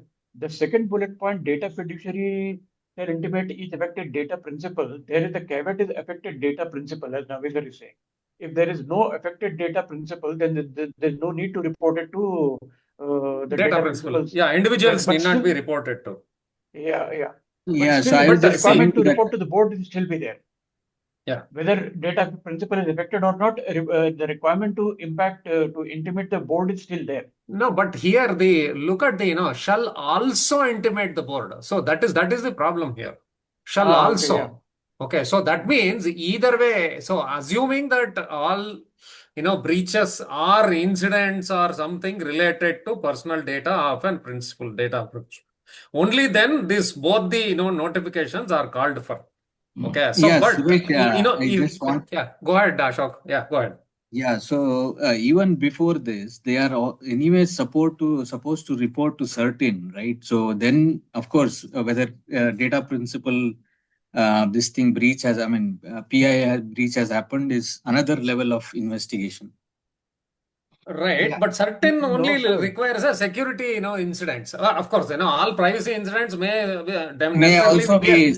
Yeah, definitely. Security incidents will definitely, privacy may not be a privacy incident, has to be a security incident, most likely. Okay. Otherwise, yeah. When there is a data breach which causes an adverse impact on an outsider, it becomes a security data breach which is also reportable to the CERT. If it is the procedural errors, like I told you, consent not received properly or something like that, I don't know whether it needs to be reported to the CERT. Because CERT under Information Technology Act is interested in adverse impact where there's a cause of action to a data, to anybody. In fact, it is not to the data principal alone. If my data is going to breach, is going to hurt you, CERT is interested in that also because they have to prevent the cyber crimes in general. Okay, Right. adverse impact on everybody. Mm-hmm. Whereas DPDPA is more concerned about me, my data, whether it's having effect on me as a data principal. Right. Naavi, But sir, I think, this 24. Yeah, go ahead, Subbu. Sorry. Go ahead. This new interpretation you are giving that non-appointment of a DPO might also be a data breach. But if you look at the definition of a data breach, it is unauthorized exposure of data to Correct. access to. Please read that personal data breach in the act. Okay.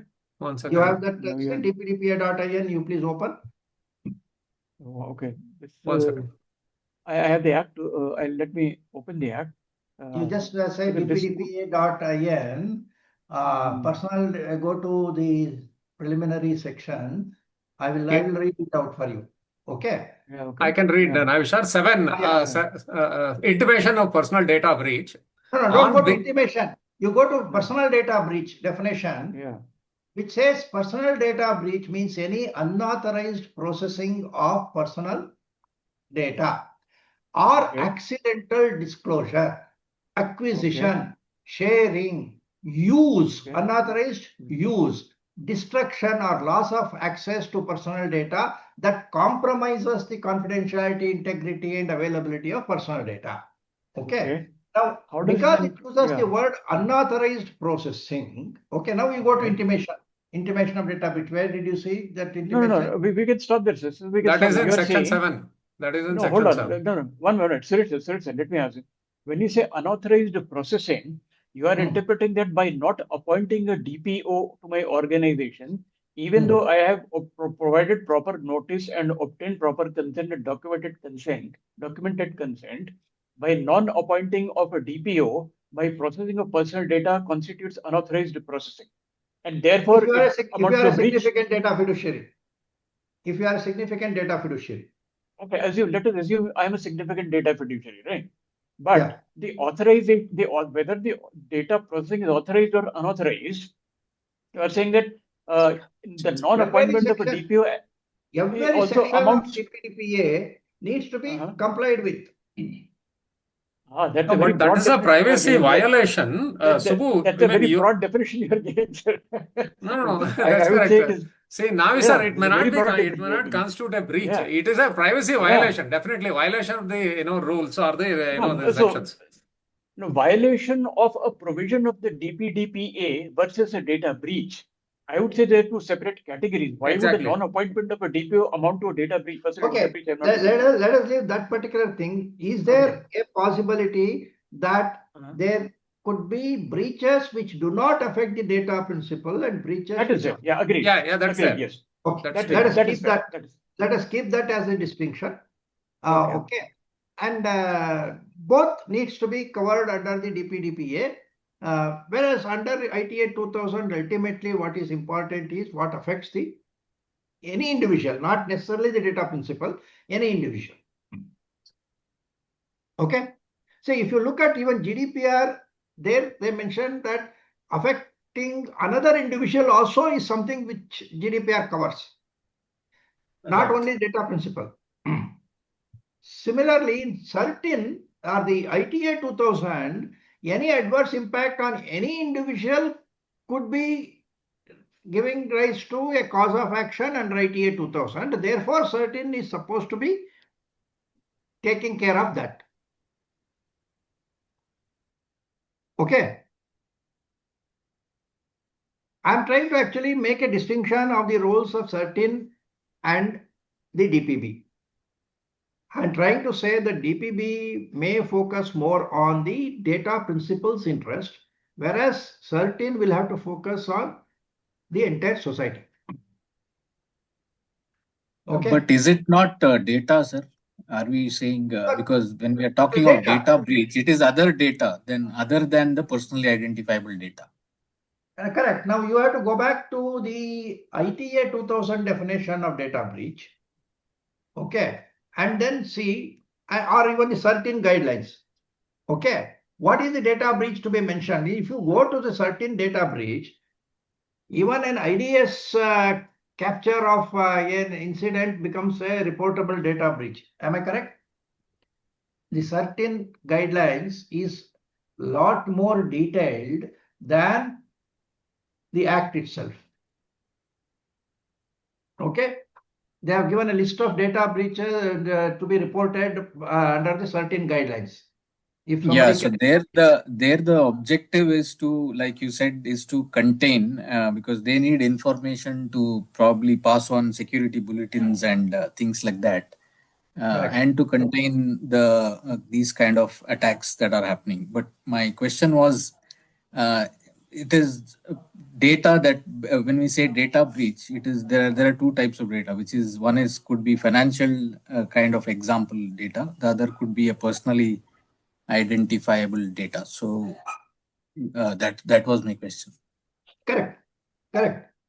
See, DPDPA focuses more on personally identifiable data, whereas other than that, for example, a bank where there is a data breach of the bank's data or corporate data, that comes under the ITA 2000. But when there is a data breach of personal data, like which happens in a phishing and other things, there can be both a financial damage as well as a privacy breach. That will have to be reported to both. There is a phishing transaction in which somebody has taken my personal password and other things. He has logged in and he has taken some money. Okay. Now that has both the privacy breach because my personal data has been compromised. Second, there is also a financial loss which has occurred because that person was able to withdraw money from my account. Okay. If he has not been able to withdraw the money, then there is a question of attempt to withdraw the money. I can book it under attempt to withdraw the money, but not withdrawing the money. So each of these incidents, you have to look at whether there has been a privacy breach only without any damage, or whether any damage has occurred to the data principle, whether that damage is only an attempt to damage or real damage. Depending upon that, the proceedings for remedies will be different. And as far as reporting of the data breach is concerned, since all data breaches are supposed to be reported to the certain, personal data breach also has to be reported to them. Whereas in the case of DPDPA, personal data breach alone has to be reported to them. But within that, the definition of personal data breach may include instances where data has not been exfiltrated and really it has reached a fraudster's hand. It could be another instance where personal data which was to be processed by an employee A was handed over to an employee B by mistake, let us say. Now, in that case, still it is not correct. It is a privacy data breach because the access to the data was meant for a particular group of people in the organization. It went to another group because of some error. Now, in such cases, data principle is really not been suffering any error or damage out of that. I am only saying that you have to segregate that. This could have been done in this data breach notification rules. What I am saying is that the ministry could have distinguished that in the data breach, there is one thing called suspected data breach and real data breach. And in the real data breach involving damage to the data principle and others. So then if they had given different criteria for reporting and other things, it would have been better. Okay, Deepa, do you agree? Naavi sir, yeah, agree with you. But see whatever you mentioned about like another person not having authorized rights to view the data, acquired the data to view it, even though he or she also may be an employee of the same company but a different group or something. Nevertheless, this kind of notifications, does it have to go to the data board, data protection board? Although it may get caught in the data audit, yearly annual audit, it will definitely get caught. It may have to go to the data protection board because it shows some weakness in the security system, which tomorrow may really create a damage. Today it is not, but tomorrow it may create a damage. So data board is entitled to know all these things. They need not actually put any fine or anything for that. It is just for information, perhaps. See, there are slightly different perspectives, Suresh. So what we try to, or a system today we have to develop is that I keep reiterating this within everyone now in a leadership, right? The role of a data privacy professional, somebody working in an organization for the benefit of an always a data principles. Yep. This is the only role which is unique to your audit. How audit works, right? Audit also similarly, they will be identifying all your incidents, internal gaps and the concerns. They will report to internal first audit committee, and they will decide, okay, based on the high, medium, low. Generally audit committee level, it will be the CXO level, all the observations will be reported, whether it can be low or medium. They will try to fix with the remediation plan, but the high will be reported to audit committee. Though it is everybody is aware of it, invariably it will go to audit committee. Based on the audit committee input, we will go back and bring the system to an reporting outside to the world. So I think similar way it will bring in that culture today. This is something going to be reporting everything. You are unauthorized access today. Unauthorized access is very clear, whether you are internal or external. It doesn't classify in that way from legal perspective, right? If Deepa is an authorized person to access this data, your own internal system, someone else is an operation or other your accessing, which is considered to be an unauthorized access. If that unauthorized access, you need to definitely notify, but that to be taken care by your internal data privacy board. You have to constitute, every organization has to constitute your internal board. That board also will quantify how the harm is going to be impacting. So I think then we will probably take a call, will that be considered to be a breach legally, outrightly? If you wanted to make it as a white and black, yes, it is a breach. Okay, that's what Navi sir is trying to make. But that's true. law, That's true. in true spirit, we don't follow that, right? We try to manage it in an internal system. Unless it is just identified at an external level, we are going to work. But ideal process, if any company would like to have it as an extreme of very, very white and black. I think that has to come. If organization doesn't follow, it doesn't matter. But however, this concept, what Naavi sir bringing it, would be more 200% applicable to an organization who are going to play a role as a concerned manager. See, internal organization, I have a data internally, there is a role difference, it's different. But concern manager concept, I think this is going to be seriously looked at. If somebody is really misusing the data for a different unauthorized way, then absolutely it's a breach by the consent manager. Though he is also called it out as a data fiduciary. Hello. Yes. Hey, hi, this is Balram. I'm audible? Yes, sir. So my concern is there any quantifications and clarification has been given which kind of privacy breach must be notified to Data Protection Board of India? No, that's what I'm saying. What we Yeah. are Definition of discussing, harm is coming. Yeah. Go ahead. what we are discussing is what the government has published. Anything beyond this is an interpretation. Okay. So I am saying that in certain cases, we would have expected the clarifications to come through this, or it may come through subsequent advisories. Maybe we will try to help the DPB to provide those advisories by ourselves developing certain guidelines and then asking them, is it okay? If they don't reply, we will take it as deemed consent of the board.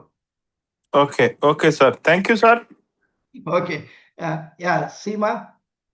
Hi, good afternoon, sir, and everyone. I had a quick query in terms of unauthorized use. Let's say recently when I was looking at PIPL, we have a similar act in China as well for privacy perspective. Their unauthorized use of CCTV cameras when you are capturing videos of public, which is prohibited as per the act. So is there anything as such do we have in our DPDPA Act? See, we don't need a specific this thing, okay? Everything has a purpose. Now, I don't know whether you have studied DGPSI. In DGPSI, we bifurcate the operations into different processes.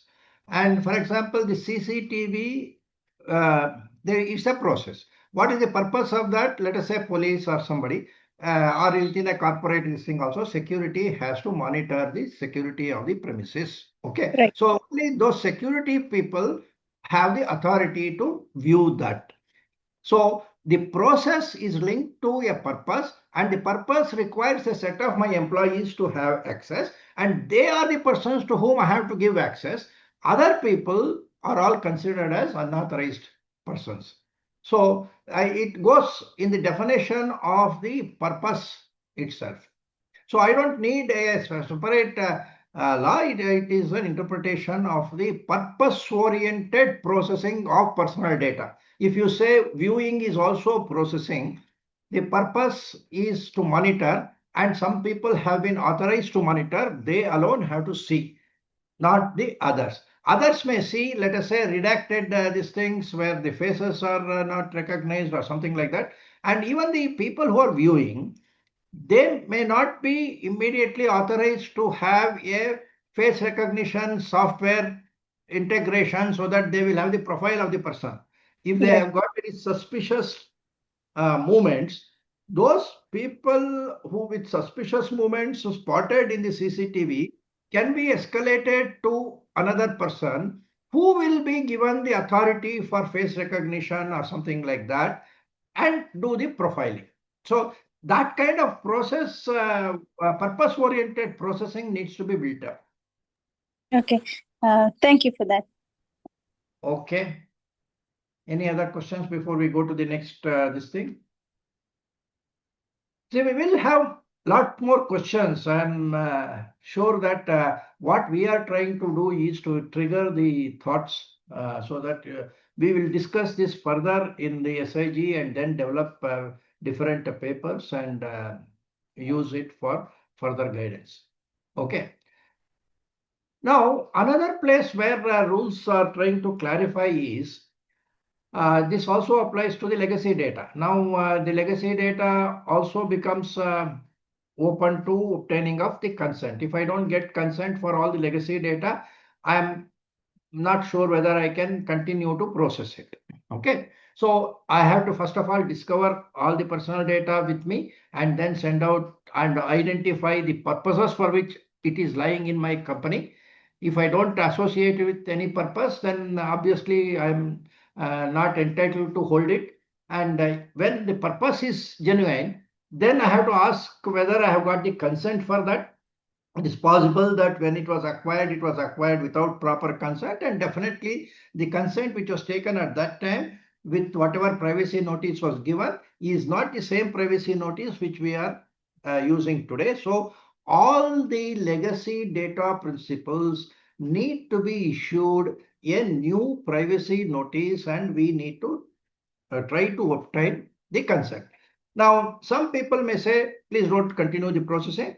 You may also agree that you don't require that, then you also want to delete it. Some people may say continue, no problem. But those who do not send any reply, they create a big management issue for your company. Your data managers would like to retain that data and continue to process because a lot of money has gone into this acquisition. Whereas the DPO may say, I don't know whether there is a legal basis to continue processing because I don't have the consent. And next, of course, alternative is whether it comes under legitimate use. If it comes under legitimate use, document it and then continue to process, no problem. Otherwise, it is something which you have to delete. Now, there is a schedule 3, which has been mentioned in the particular rule, which gives some indication of the government thinking. Okay. In this schedule, they say if there is an e-commerce entity having not less than 2 crore registered users, then there is a system. Then similarly, an online gaming intermediary with not less than 50 lakh registered users, or a social media intermediary having not less than 2 crore. These are the 3 categories of data fiduciaries for whom third schedule mentions that the data has to be kept only for 3 years, okay, unless there is a new reason for extension. Now, even then, okay, the before the deletion of 3 years, 48 hours before that deletion, you have to send a notice to them saying that in 48 hours we are going to delete your data. So this is applicable for these categories of entities called e-commerce activity, online gaming intermediary, and social media intermediary. However, this does not apply to the providing of access to the data principal to his user account. If he has got a user account, then if that user account continues, whatever terms are there for that will apply. Then if you have got virtual tokens which you are storing, this deletion does not appear apply to that. In all case of deletion, say normally under the obligation of a data fiduciary, when the purpose is over, the data has to be deleted. Or when there is a withdrawal of consent, it has to be deleted.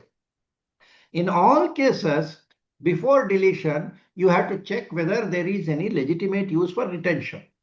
That legitimate use may depend on even your own legal requirement to maintain the particular data. So you have to check with your legal department whether there is a need to continue this. If it is related to the processing, your technical department also will be able to say, your marketing department also may say, no, I want this for this particular legitimate use. But if it is, let us say, a case where a particular set of data has become an evidence of a legal complaint of some nature, then it is something which has to be preserved until the legal purpose is fulfilled, which in India, civil cases run for generations, criminal cases run for tens of years. So once a data is identified as evidence of a particular say legal dispute, that data needs to be separately archived as necessary for retention until that legal process is terminated. So which means almost permanently. But when you archive the data, ensure that it is out of your normal systems and it is encrypted and held in the custody of some more responsible persons. So this retention has to be seen with the policy for archival. Okay. Naavi sir, Yeah. Go I ahead. want to mention here.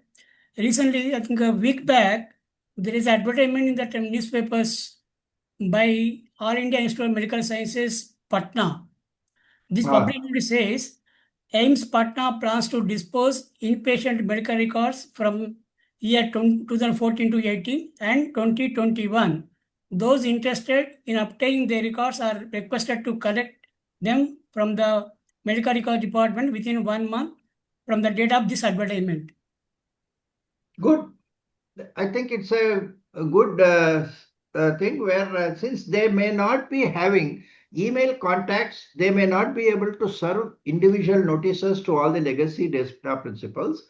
But now they have used this public notice angle. Maybe 2018 to now, the data needs to be retained because of the medical law, whatever is related to that. So earlier to that, definitely there is no need to hold an unnecessary burden. They might have decided to remove it. And they have given an option to the people that if they want their health records, they can collect it and keep it with them. Don't expect the hospital to continue to keep. In fact, one of the recommendations which we had given in our response to the draft rules was government should think of a archival of personal data similar to in the case of banks when money is not claimed, we send it to dormant account, then inoperative account, and from inoperative account it goes to the consolidated fund of India. Like an inoperative account, I was suggesting that we need to create a government archive of unclaimed personal data in whatever secure form like encryption, etc. So that the possibility of somebody coming later and say, no, I wanted this data, why did you delete it? But this, what you say, indicates that they have given a public notice, given an opportunity to the data principals to take a copy. I think that's a good legal coverage they have created.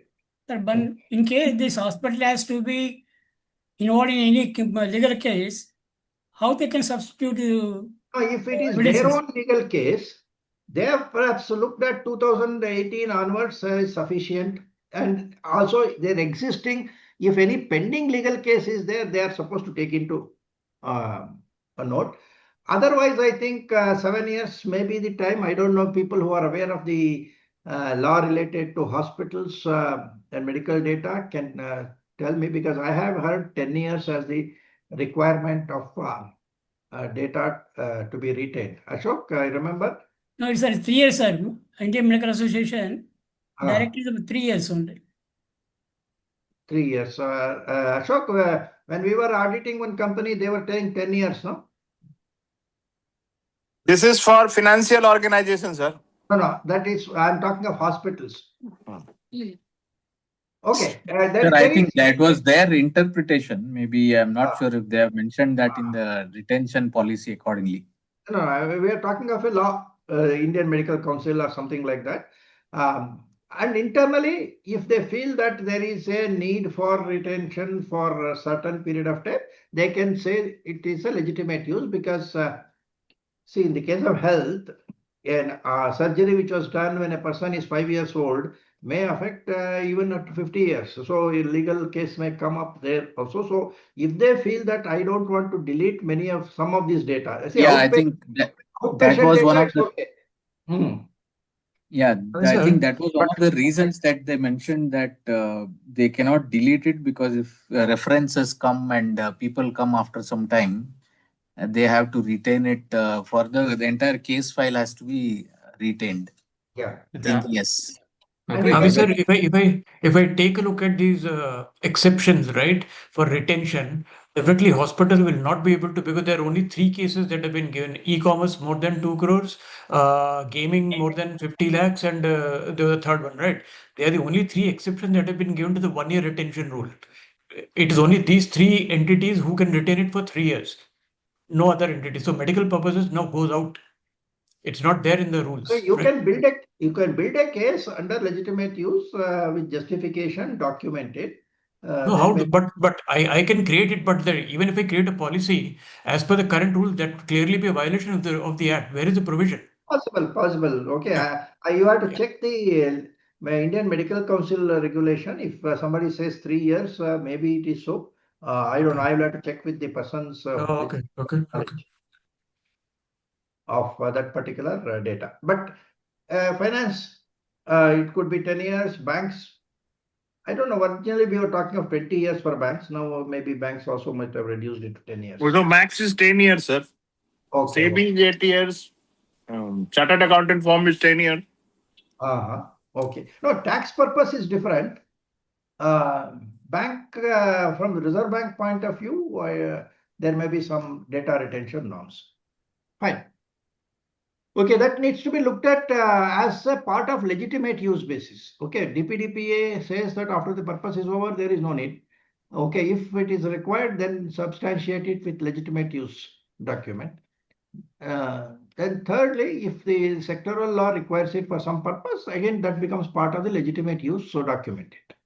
Okay. Beyond this, if you take a specific explicit consent from the data principle that we will hold the record for your benefit for a longer time, I think if he gives a consent, that also should be okay. It will not be, I think, in my view, violation of the law. It is under the consent because some places they have used the term as long as it's agreed upon. Okay, legitimate use also. Retention can be something which is agreed upon. Okay. Sir, one query. This instead of deleting, can organizations take a call to put the data as tagged as not in use and then kind of put that's all what the I call as technical- archiving. But when you Archiving, archive, put it in some encrypted Yeah. form and keep the encryption key in custody of a different team so Yeah. that there is a double security for that. But even for that, you should have a legitimate use, like saying that I may require for my own cases. You Yeah. get a letter from your legal department saying that don't delete anything. We don't know when the Yes. case come. Okay. Yeah. And hold it as a DPO and then have other ways of storing it securely. That is where I said that government can initiate a system where such data can be transferred to a government repository in a secure fashion. People may say, I don't trust the government, but there again, you can have a system of, say, secured archival, so that like unclaimed property being in the custody of the government, such data as a property also can be vested with the government as a sovereign property. This will be the most challenging part in implementing the policy. Even if you define the data retention policy, implementing it and deleting data will be the most challenging for data fiduciaries. Yeah. So these are the things which clarifications may further be sought. So I hope SIG will work on these things, develop some questions. DPB will take another 3-4 months perhaps. Okay. Then we can start entering into a dialogue with them. No commitment as of now because the penalties will come only after another year. But these academic clarifications, the DPB may even be happy to discuss and give clarifications. In the meantime, they also may feel more clarified. Let us see. Okay. Okay, rule number 9 is about provision of the business contact information, either the DPO or the compliance officer. We'll leave that. And then we'll go to the 10, which is related to the minors. So here they have used the terminology shall observe due diligence for checking that the individual identifying herself as the parent is an adult. This verification What exactly they mean by verified consent is again, they have not clarified properly. Are you verifying whether a person is a minor or a major? They have not clarified that. They have left it to the uh, voluntary provision by an individual. So I can voluntarily say I am not a minor. Okay. They have not said verifying extends to this, though we feel that it should extend to that. The words used here doesn't make it mandatory. Okay. They say that you can use a virtual token issued by an authorized entity like, let us say, DigiLocker. If that data is available, new agencies may come up for verifying the age and issue age certification as a token. Virtual token cannot simply say that a person is a minor or a major. That will serve only one purpose.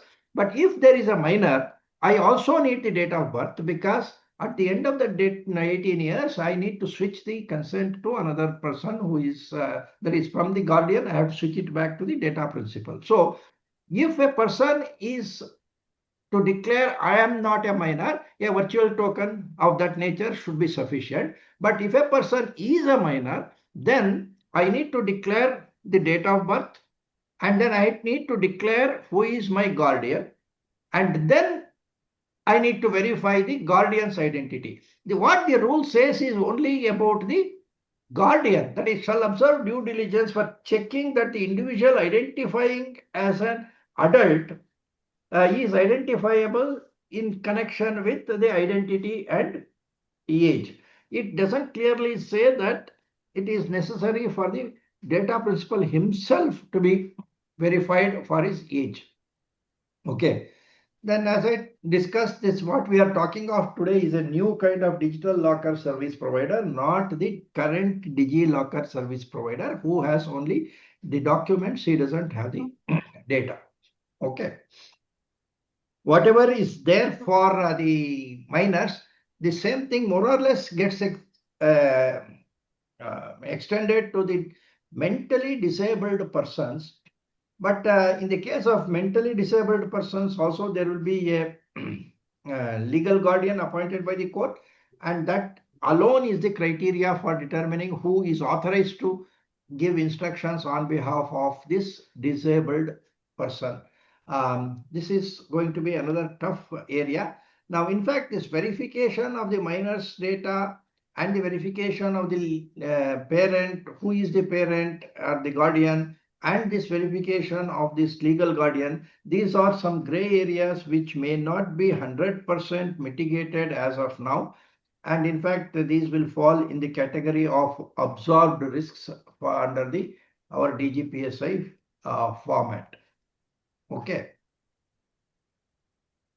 Then there is a fourth schedule where certain exemptions from restrictions are provided. Otherwise, minors, you need to, you cannot have behavioral monitoring. Apart from verifiable consent, you cannot have behavioral monitoring. For that, there are certain exemptions. What are the exemptions? One exemption is for the data fiduciary, which is a clinical establishment, which is processing for providing health services to a child. Okay. Such a clinical establishment is exempted from section 9.1 and 9.3, which is verifiable consent and behavioral monitoring. This is for an establishment, clinical establishment, mental health establishment, and a healthcare professional. Okay. And then allied healthcare professional, who can be a diagnostic center and other things. A data fiduciary who is an educational institution also has got some exemptions for this monitoring service. That is, processing is restricted to tracking and behavioral monitoring for educational activities in the interest of the safety of the children. These are the two reasons for which an educational institution is exempted from behavioral monitoring of the minor. Okay. Then fourth, a data fiduciary who is taking care of infants in a child care establishment. Then a data fiduciary who is engaged either by an educational institution or by a creche or by a child care center for transport of children enrolled in such institutions. So these are some specific exemptions which have been given for behavioral monitoring and verifiable consent in the case of minors. Okay, so taking these rules 10, 11 and 12, verifiable consent and these exemptions and other things, I feel that it will be necessary for the verification of a person as identifying himself as the parent of so and so. So apart from saying that I am not a minor, which is given by every data principle, in the case of minor, you can use the identity and age under voluntary provision saying that I so and so, son of so and so, age so and so, declare that I am the parent and guardian of so and so who is availing such and such a service from such and such a company, which is the data fiduciary. And my date of birth is so and so. Of course, here the date of birth should be of the minor, because after that the person has to relinquish his data. So it is not my date of birth, the date of birth of the minor. Okay. Now, Naavi sir, one question here. Sir, I have a question. Yeah, please. Sorry. This educational institution, so that Schedule 4, the exception. We went to that, this thing, right? So that means, they can track, that means a minor in sense like 18 years. So assume that all school students. Yeah. Okay. So you're saying they can deploy CCTV monitoring, so that is tracking and all of those, these things and taking attendance and all of those things. Those are exempted from, from the DPDPA, the provisioning that of particular section, behavioral monitoring. Correct. So that means they are authorized to monitor, put CCTVs or any of those things in the schools, but need not provide a notice to the, this thing, is it? So is that what the interpretation is? No. Both one slide back. Both for verifiable consent as well as for the behavioral monitoring. Okay. Both. Okay. Okay. Okay. So you can interpret it as consent may not be required, but it is for the purpose of safety of children or something like that. Or in the education institution, they cannot take that information and use it for any other purpose. No, but generally consent has to be taken, or this thing from all the, these things. Okay, but for consent, except for. No, I think how you have to interpret is with this complicated verifiable consent, which includes who is the parent, guardian, and his signature, that may not be required. Okay, agreed. Okay, that could be interpreted, but possibly you can have a lower level of verification required for such purposes. So, meaning, so until high school, all the school educational institutions, okay, they can implement other things, but not necessarily the consent mechanism. Actually, this is another suggestion which should have, which we should incorporate. This exemption should be only for the behavioral monitoring. Verifiable consent can still be obtained, because if you are arranging the bus for your child, at that time parental consent can be provided for that service. Correct. But later on, behavioral monitoring of the person, you can give exemption. Instead of saying 9.1 and 9.3, it could have been enough if they had given the exemption for 9.3. Okay. Anyways, okay. But all other, controls are required from the schools. Yes, particularly security. Yeah. Data security, Yeah. Right. Okay. Okay. Now, where? Sorry to interrupt you. Go ahead. This is Rama here, sir. With respect to the crèche facilities that you mentioned, right, with respect to the monitoring of behavior of kids. So in a factory setup for entities, there is a mandatory requirement, when a number of employees cross a particular limit, that they have to provide crèche facilities, right? So for my entity, we provide it for the workers. children come in there, and the crèche is provided by a third party. So it's not something that we provide. We have engaged a third party who would provide these facilities for us. There is an app which this facility also, this third party provides, so that the workmen understand what are the kids doing while they are at work. In this case, we do have a contract with a third party with all the privacy clauses and all that in place. But is there anything more here in this case? We are also a fiduciary. The crèche is the third party would also be a fiduciary. Is that how we need to take it? First question. You should Second, declare in the contract, you should make them joint data fiduciary, right? And get their consent so that they will be directly responsible for the act. 250 crores, let it go to them also. okay. And second is there a requirement that we insist that they take a verifiable parental consent in this case? Because ultimately, this is being provided by us. So for workers, like it would be like we are the ones who are taking charge of this I think in this particular case, verifiable consent should be taken by you, and you allocate those children for the further custody or whatever service of the second party. So it will be unfair on them to again take verifiable consent, because you are talking of the parent who is an employee also. So it is fair to say that verifiable consent should be taken by the employer, and this joint data fiduciary is responsible for the monitoring once the control passes on to them, because the CCTV footage he may be doing. And if he subcontracts that CCTV footage to another person, then you have to be careful about whether the contracts are okay with the third party, the fourth party, you can say. Yeah.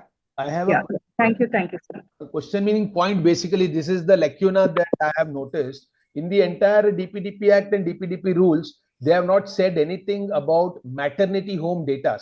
See, maternity home preserves or collects data of the expectant mother who is going to get admitted, and then father's data, and then child born. Now, when they are taking these data, they take name, age, address, profession, and whether the parents have any congenital disease or they have any genetical disorder.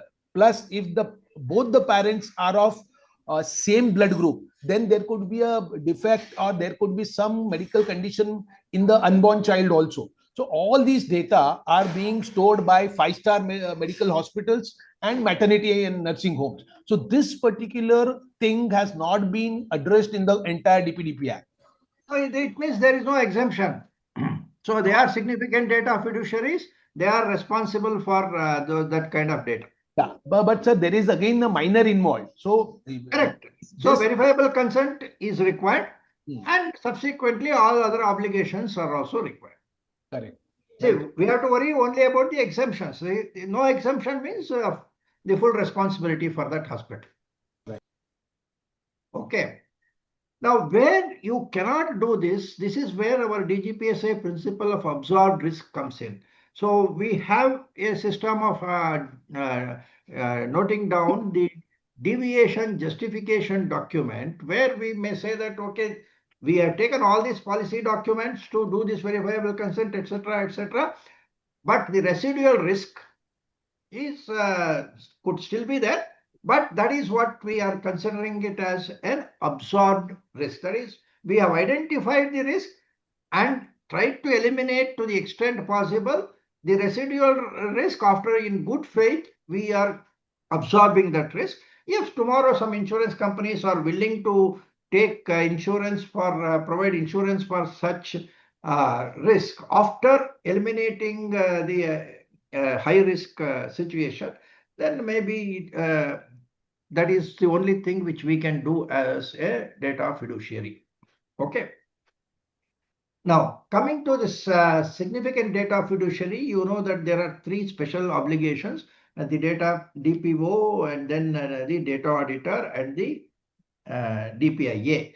One thing you observe in this rule is that they seem to be slightly confused about DPIA and the audit. because they have said DPIA also has to be done once in a year. DPIA should have been related to a situation, that is when a new process or something like that has arisen, it should be process oriented, whereas the annual audit, data audit should be different. But somehow here they have missed that, and they say in every period of 12 months from the date on which a data fiduciary is included as a significant data fiduciary, they should undertake a data protection impact assessment and an audit to ensure effective observance of the act. Okay, so this distinction should have been done, and they use a term 12 months from the date on which it is notified. Okay, as of now, there is no indication that government will notify any individual organization as a significant data fiduciary, but they may occasionally come across an organization and they may notify a class of data fiduciaries or a particular data fiduciary exclusively as a significant data fiduciary. We should not expect that we can wait for the government to notify whether my organization is a significant data fiduciary or not. We feel, at least under the DGPSA principles, there should be a self-evaluation of the risk involved, and then to be on the safer side, if you think the risk is high, designate yourself as a significant data fiduciary, appoint a person who may be called a DPO, and then do your annual data audit. For example, one of the things which we have said is if you are using AI, and since AI risk is an unknown risk, consider yourself as a significant data fiduciary, because nobody knows that risk. Okay, even the supplier of the AI doesn't know the risk. So consider yourself as a significant data fiduciary and act accordingly is what we are trying to recommend. Okay. One more thing is when you audit, this is for data auditors, when they do the data audit, significant observations should be reported to the Data Protection Board. When they say furnished to the board, here they are meaning the Data Protection Board, not necessarily the board of the particular organization. Then they have also mentioned that a significant data fiduciary shall observe due diligence to verify that technical measures, including algorithmic software adopted by it, do not pose a risk to the rights of the data principals, which means that without saying AI, they are using algorithmic software as a representative of automated processing of personal data. And if it is being used, the significant data fiduciary should observe due diligence. The word due diligence is a very risky thing as far as we are concerned, data fiduciary, because it doesn't define what needs to be done. But if something goes wrong, they can say that this should have been covered by due diligence. Okay, on significant data fiduciary, any questions?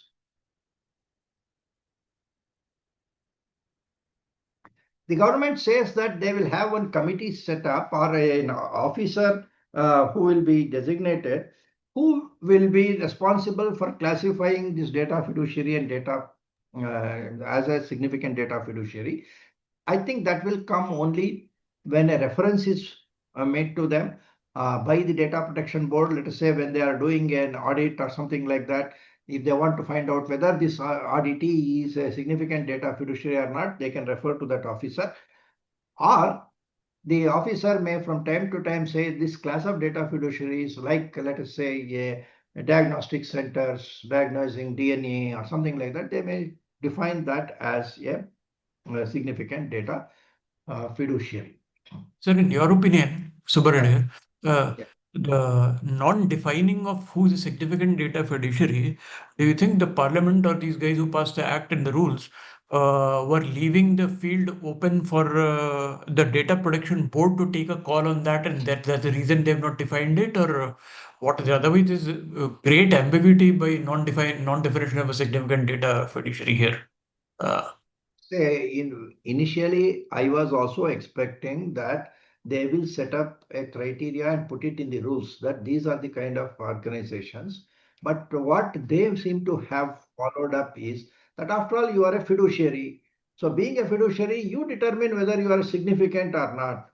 So they have abdicated their responsibility and pushed it onto the data fiduciaries or the processors of data to first of all decide you are a data fiduciary or not, whether you are determining the purpose and means or somebody else is doing it, so that you are only a processor. That is the first level. Second, if you are a data fiduciary, you please determine whether uh,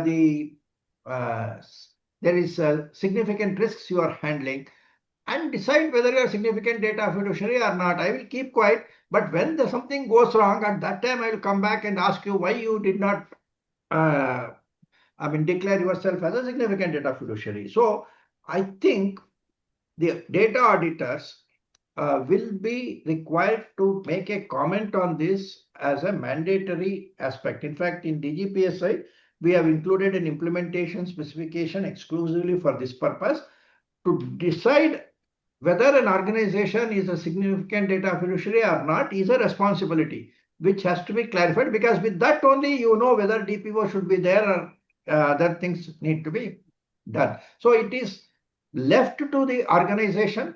May not be very fair, but that seems to be the I current. think they're the biggest failure of DPDPA, not defining SDF. Unless Yeah, one sir, the I think we biggest. had a long discussion on this. Maybe Yeah. you would not have viewed this in No, the Subraido. WhatsApp group. Yeah. Subraido, this a big opportunity for auditors, because organizations need to check with you and get a certificate. At least No, a sir. third party No, auditor. I don't That will think become accountability for I the don't agree auditor. this is an opportunity. No, tomorrow I conduct an audit, and supposing I say you are not a significant data fiduciary, that fellow get a 250 crore penalty. He'll say, as an auditor, Yes. you should have told me and pass it on to me. Yes. No. You are leaving it to them to declare. Okay. Then if it is not, it will come under the deviation justification document, that this risk was recognized, that whether we are a significant data fiduciary or not, the organization determines that it is not a significant data fiduciary, so we will not appoint a DPO. We will, of course, they are doing the audit, so the audit is being conducted, but only the question of whether you call that person a DPO or a compliance officer will be there. So that risk you can still absorb. The organization may decide to absorb that. Other things are anyway there for data fiduciaries also. No, the three things which are required is DPO and the audit. Data audit, yeah, correct. DPDPA and data audit. They are doing the audit. You DPIA are also. there, so they have already fulfilled that.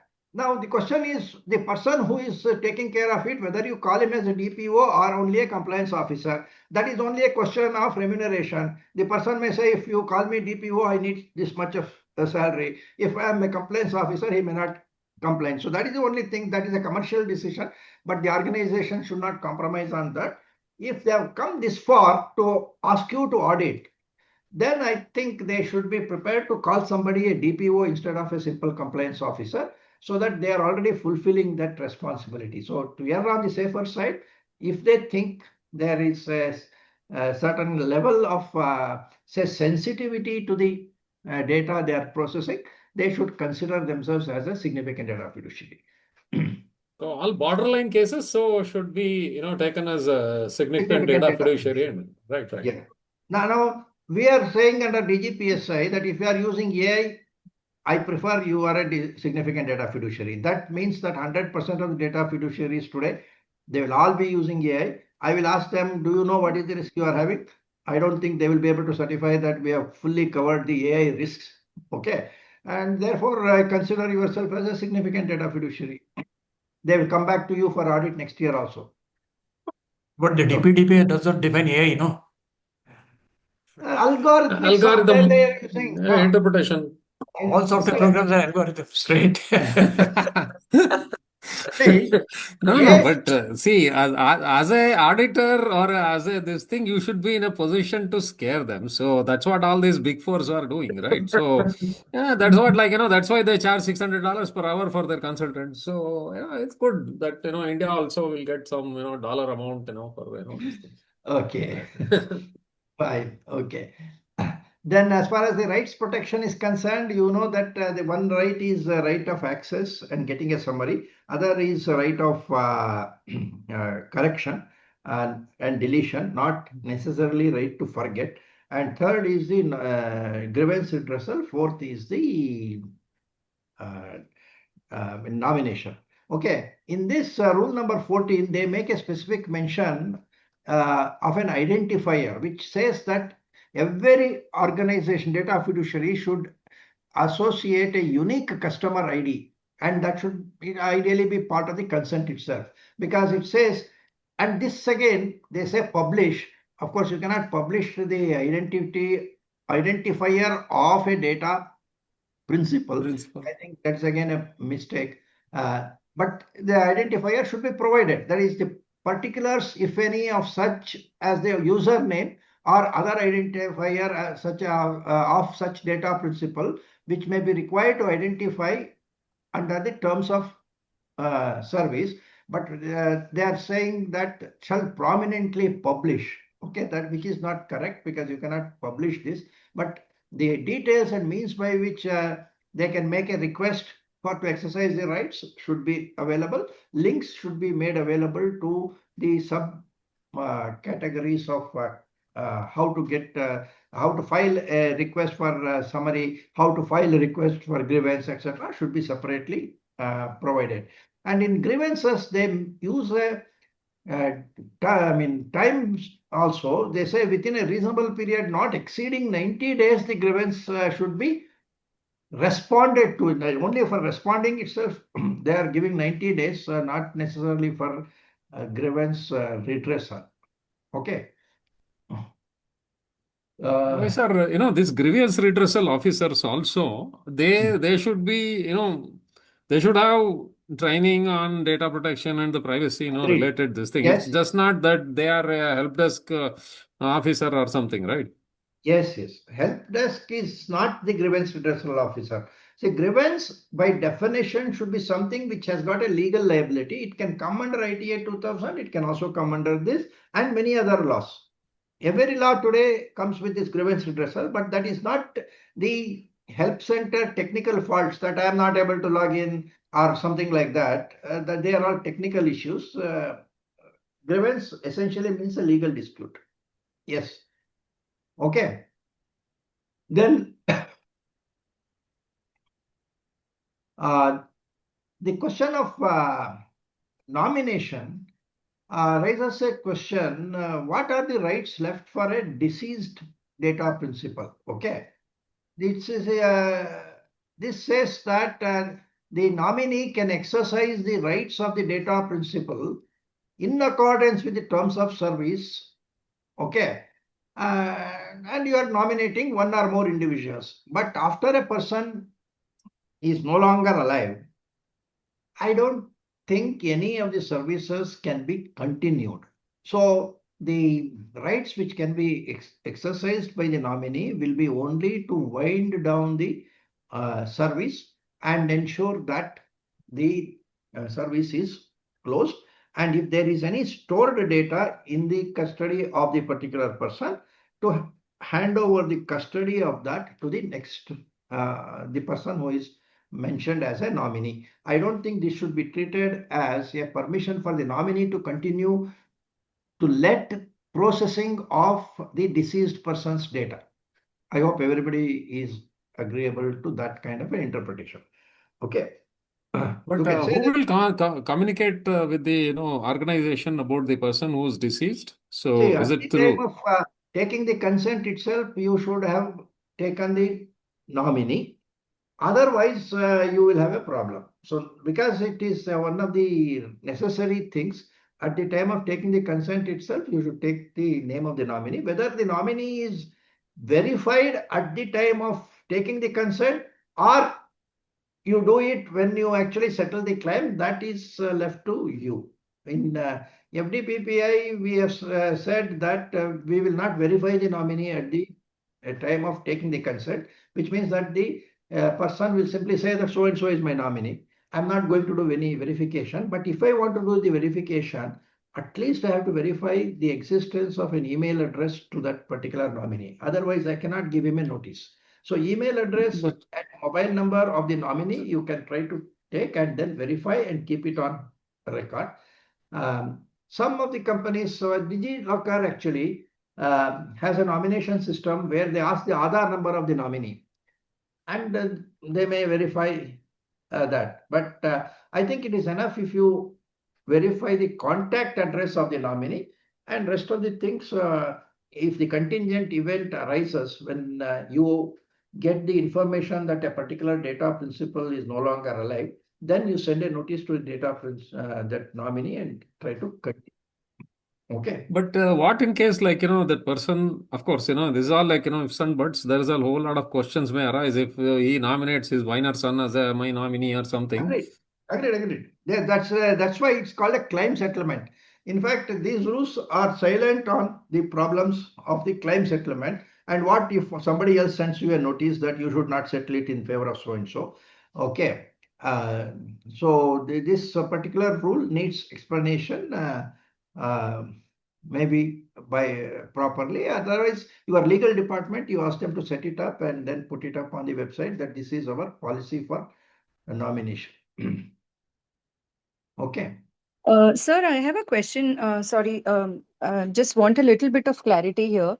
So the employment contract, the consent, it is exempted, right, for employment contracts.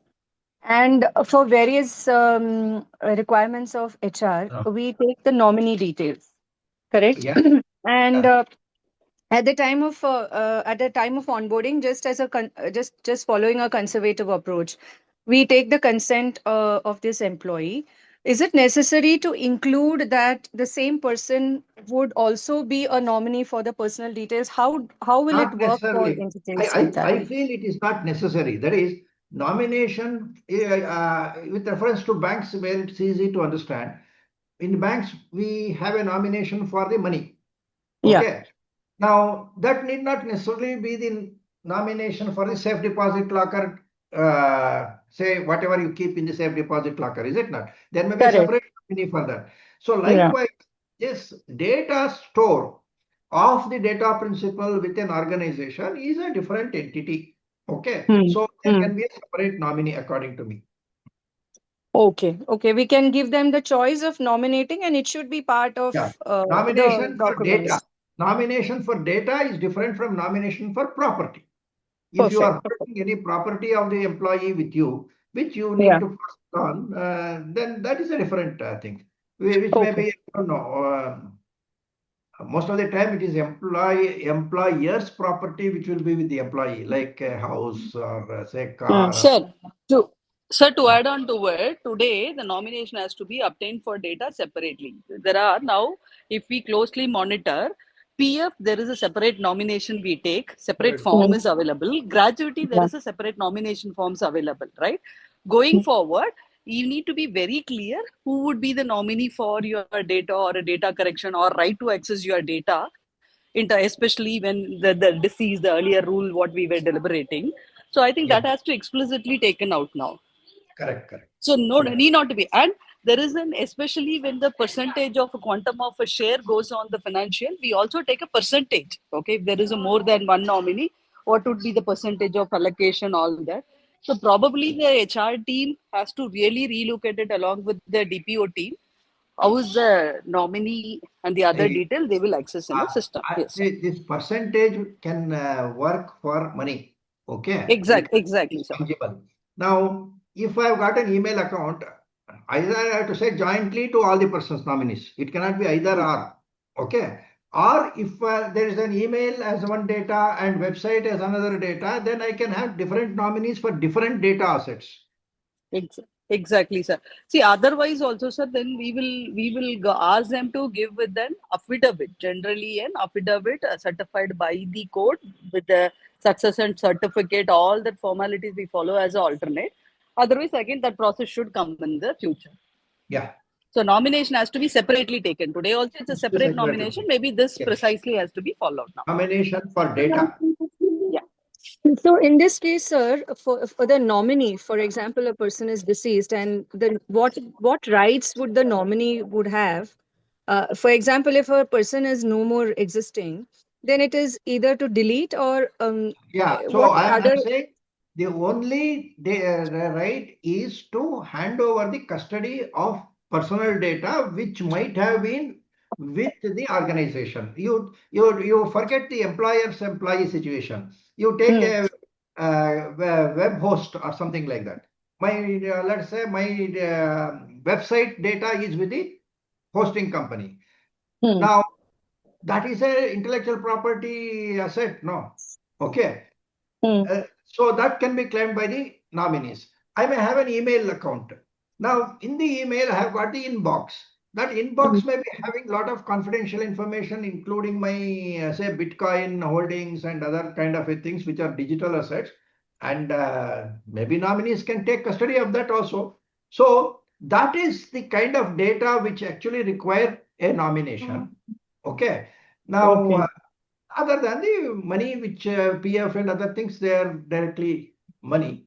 But data nomination should be considered as different from other property nominations. And you know that under ITA 2000, you cannot create a will for transferring of data after the death of a person. Okay, through an electronic document. You have to write will in paper, and in that you can include the digital data. Okay, understood. Okay. So Yeah. otherwise, because of that ITA 2000, I have been sometimes earlier was telling that maybe this is ultra-wise ITA 2000. But now my interpretation is that, okay, for data, DPDPA is the nomination law. Because it's also a statutory act passed by the parliament, so you cannot completely disregard it. Okay, so it is a law which provides for transfer of certain rights. What is that right? Not to continue the processing further, so that the data fiduciary will continue to process. It is to close down the account and hand over the custody of the data to the nominee.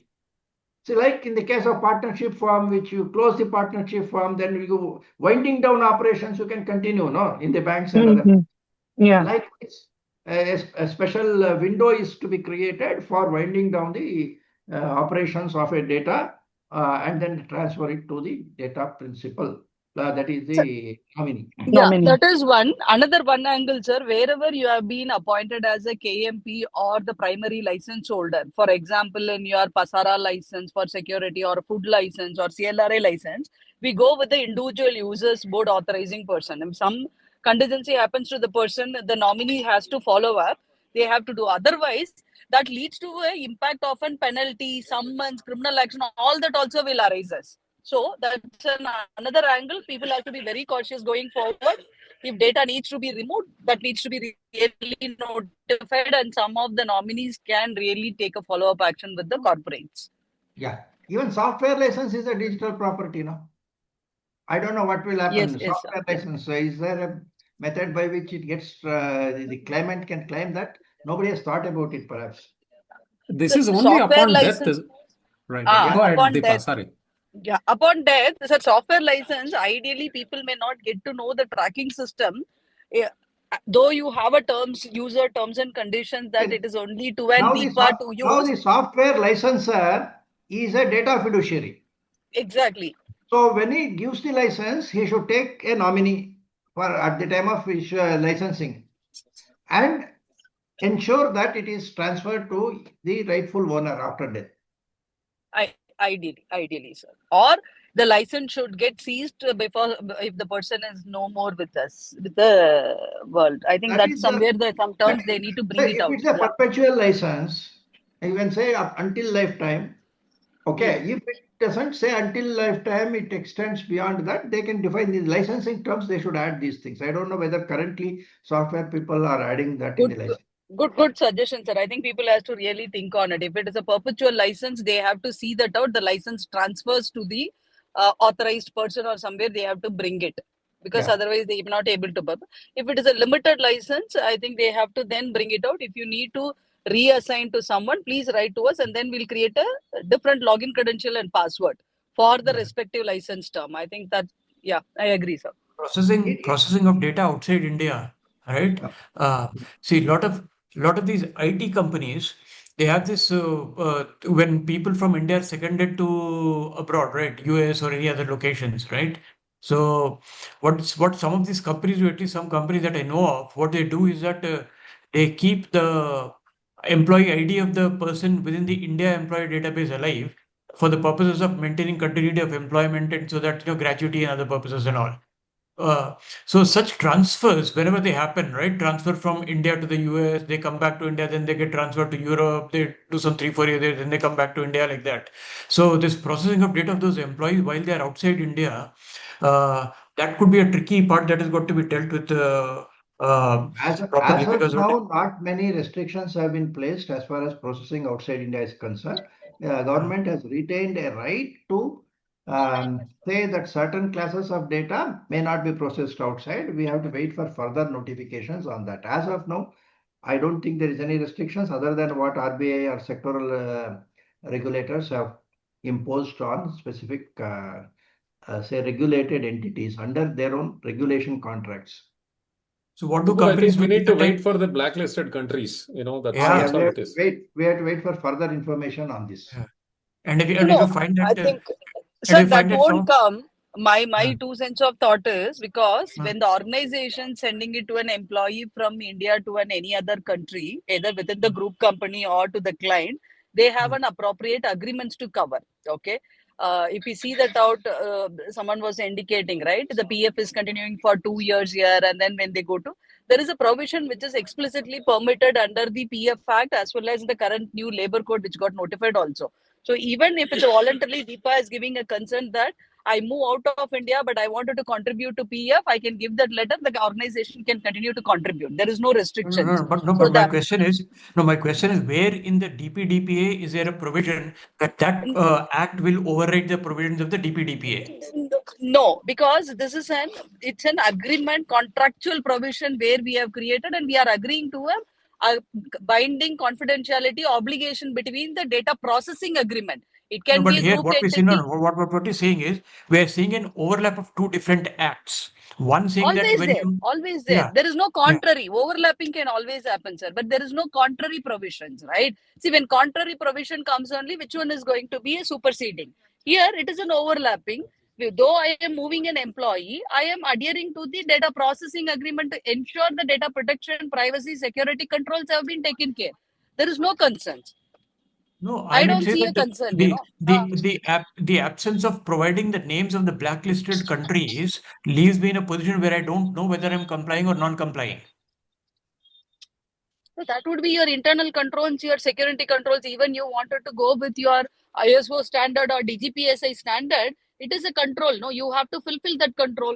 Your data, whether you are retaining inside or you are transferring to No, Deepa someone, madam. the What I'm saying is that the non-provision of that list does not leave me any room to define any control. Today, I don't have a control because that list is absent. No, that's what I'm saying. Okay, you can try to define the risk element so that transferring to Pakistan is Yeah, correct. Maybe some something. risk register we have to take You care can in create yeah, your own okay. risk statement Yeah, and yeah. work in that. Maybe until government comes up with its own guidelines. Okay. Now, as far as the exemption for research, we already said that it takes the general principles of privacy like minimal processing and etc. Not it does not exclude reasonable security safeguards. Okay. So that is as far as the exemption is concerned. 1718 we will skip because it is about the chairman selection, member selection. The government should be now through with the search committee. The search committee requires two experts from the industry to be there in each of these committees, and then they will select somebody and they will have to report. Okay. Then procedures, Rule 19. Functioning of the board by digital as a digital office is a suggestion. In Rule 21, which talks about terms for appointment of officers, again, I think there is a small error which talks as if all the employees of the data protection board will be on for a period of 5 years. I don't know whether it was intended, but it is there. Now, appeal goes to the TDSAT. The procedure for appeals is similar to what is there in most of the other cases. Appeal from the TDSAT goes to the Supreme Court, whereas in ITA 2000, from the adjudicator, the appeal goes to the TDSAT, and from TDSAT, it goes to the High Court of the particular state. So here one level is less.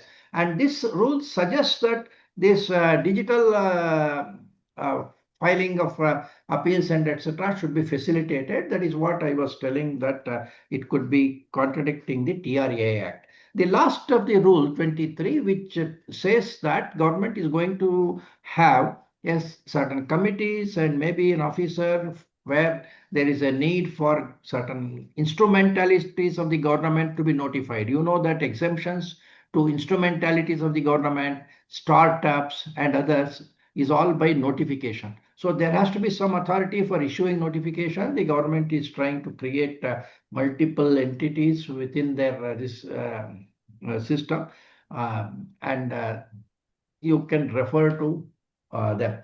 So for this, as for the state and the instrumentalities, an officer will be designated. For some laws, the law itself provides for a regulator that will be applicable. And for carrying out assessment, for notifying the data fiduciary or class of data fiduciaries as significant data fiduciary, an officer will be designated. Maybe a department itself should come up in MIT to address many of the questions. The rule doesn't leave much scope for data protection board other than conducting inquiries. All the policy decisions will be taken by the ministry itself.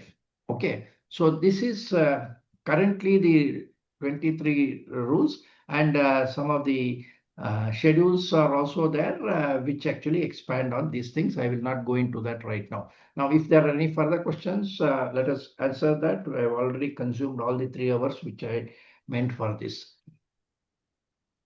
Okay, any questions? Sir, I have one question. Is this being addressed? I also want to understand. So, does the board has the authority to issue a show cause notice, whether under any kind of a criminal action? Because generally, the other laws, if you look at it, the notice can be served under Section 94 of BNS, which is considered to be, if the person is not responding, it's called it out as a criminal action. Prosecution can be initiated. But in this scenario, as a data privacy board has that kind of a power. No, the prosecution initiation is not there. Like in 13, it was there. Okay. Here, of course, they will issue a show cause notice and for conducting an inquiry. And if the person does not respond, I think ex parte, they can go ahead and put the fine. Okay. And they can do an inspection of the facility. They cannot seize any data assets. Okay. They cannot lock up your business. They cannot seize your servers, but they can summon the officials of the company Officers. officers, Okay. and that comes under the civil procedure code kind of powers. So if you don't if you don't attend the summons, maybe that civil procedure code procedures may still be valid. Okay, sir. Thanks, sir. Yeah. But virtual presence should be okay, because they say digital office, so you should be able to attend the summons virtually. Sir, there was a question on this DPO role, whether they can be a consultant, but I think it is requirement is to be an employee, right? Employee. If you are an employee, you can still appoint a consultant to your employee, because if you cannot get a high quality DPO, all the organizations, it may be necessary for you to retain a consultant, but legally you need to have an employee designated as a DPO.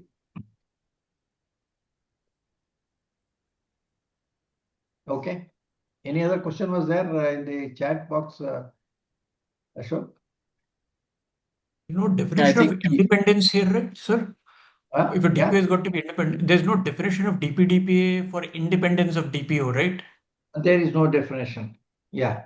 But it says that he should be a person who is responsible to the board. So we interpret it as if he should report to the board. But what if somebody says whether directly or indirectly? I mean, it doesn't mean that. Okay. Now, Yeah. under DGPSA, we are trying to say that he should be given the highest access to the board or a committee just below the board. No, but how about DGP says okay? DGP says okay, but what are the legal interpretation of the act as of now? It's only responsible to the board. It stops at saying being responsible to the board. Somebody may say everybody is responsible to the board. Okay. Yeah, correct. Yeah, that's what. Okay. Right. But again, the question of fiduciary, you have to decide what is good. So you cannot put him 3 levels, 4 levels down. No, but that also means that, like, he need not be under CISO or, this thing, right? So, yeah. We say, CEO also has got a business conflict, no? CEO yeah, that is correct. more interested in business. Okay. DPO is responsible to the data principle. Data principle, correct. So there is a conflict. It has to go as high as possible. Can we insist that, let us say if there is a DPO, some documentation to be done by the organization which determines that this guy is assessment we are saying independent that, or we are saying that a board resolution should be passed to appoint a particular DPO, and along with that you can give the details, and if they take any decision other than that, it is like absorbed risk. So if you are an auditor, you take note that this has been this is how the company has adopted, and leave it there. Okay. Because that is yet to be fully interpreted. Maybe after some cases and other things, we will come to know what will be the. Yeah, I think many organizations still go with CISO as the DPO as well. Yeah. Yeah, but they have a conflict of interest, right? So CISO. They have a conflict. They have, but Suresh, they'll say I cannot afford. No, but sir, the question is, if the DPDPA only says that the DPO must report to the board, right? Reporting to the board is different and independence is different. Does the DPDPA Act anywhere say that the DPO needs to be independent?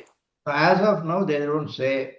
Okay. And the rules also are silent. They could have expanded it in the rules. Yeah, so from that point of view, CEO report to the board, or CISO report to the audit committee, and that audit committee report to the board, then by that definition, CISO can be appointed as a DPO as per Indian law. Because the act itself not explicitly putting the condition of independence. Agreed. Sir, in smaller organizations, CEO, CA, CISO, DPO, board, everything will be one person, right? So, right. That's it. So the only condition as per the DPDPA is that the DPO should report to the board. That's it. Nothing more. It doesn't use a word report also. It says individual responsible to the board of directors. That's all. So that is the only condition that has been put for appointment of DPO. Nothing more. But ultimately, the consultants like us are the persons who have to determine the jurisprudence. Okay, that's why we said DGPSA is the jurisprudence, and our jurisprudence is that it should report at least to a committee in which a member of the board is actually the chairperson. And we say that he should better be an independent director. So in the DGPSA, we say that there should be a governance committee. Independent director should be the chairperson of that particular committee. It should have the membership of all the stakeholders. This is a suggestion. Okay, but you may say that it's not if the company by the law. But if the company counters that say that okay, jurisprudence is that is where deviation justification document is there. You as an auditor, you suggest what you think is the best, but ultimately they have to decide on the absorption of risk. I put all that as this is the risk I have pointed out. You have taken the risk. Tomorrow, if DPB in an inquiry says no, this is not a proper constitution, I say that you had absorbed. So my question is, supposing I am not doing an audit under DGPSA, for example, okay, as an auditor, I am saying there is a deviation. The company might say, where is the deviation over what? If you're as an auditor claiming that there is a deviation, you have to be able to show. So don't do it without DGPSA as a reference document. As an auditor, you also should have certain reference. No? Otherwise you go directly to the act which says responsible to the board of directors, and Yeah. give an interpretation. Now, Yeah. Okay. it Okay. is Yeah. very Yeah. Okay. difficult to give interpretation because government itself has No, not I'll given tell it. you. I'll tell you. Inadvertently, we get drawn to GDPR in these cases. At the most, I would say, boss, this is something that has happened in GDPR. We believe that this is likely to be taken interpreted also. So please do it. Yeah. In No, as a best GDPR, practice, you can quote as a best practice. You Yeah. have to do Yeah. that, right? yeah, So as a Yeah. best in, practice, in that's Yeah. GDPR, even a Yeah. compliance officer is has been held as having conflict. No, Yeah. Yeah. a legal person, a chief compliance officer, has been Yeah. held to have conflict with the DPO. So Yeah. it's Yeah. not even CISO. Yeah. Okay, Correct. so you can take that and say that yes, it is a conflict in the international scenario. Please Yeah. avoid it. Yeah. Now, over Yeah. and above that, if a company says no, I don't have the money to pay to another person, I say that it's a risk which you have taken into account. Yeah. Yeah. Yeah. Okay. Sir, it is two points I wanted to make it as a suggestion here. One, when you are looking at, anybody can be a DPO in an organization, right? The person, when they are performing the role of a DPO, they should be aware of the role, and they should always, their suggestions and recommendations should be in the interest of data principle. I think that is very clearly the bifurcation has to come out. Okay, it can be a CISO. So take an instance, if there is a data breach incident happen, in that position, when incidents has been written, the recommendations are being recorded, the CISO plays as a role as a CISO or a DPO, because the opinion what in your internal system when he is going to document it, his role plays a very crucial role. That is where separation of powers has to be identified. If you are allowing a whether a CISO or a head of legal, whomever you wanted to make it as a DPO, that's a point number one. It can be one person. Today the same person can hold it as an or a chief auditor, and he can be a compliance officer also, but the role demands based on that their opinion and their position varies. So that's where we try to bring it out. The CISO cannot be a DPO in many places.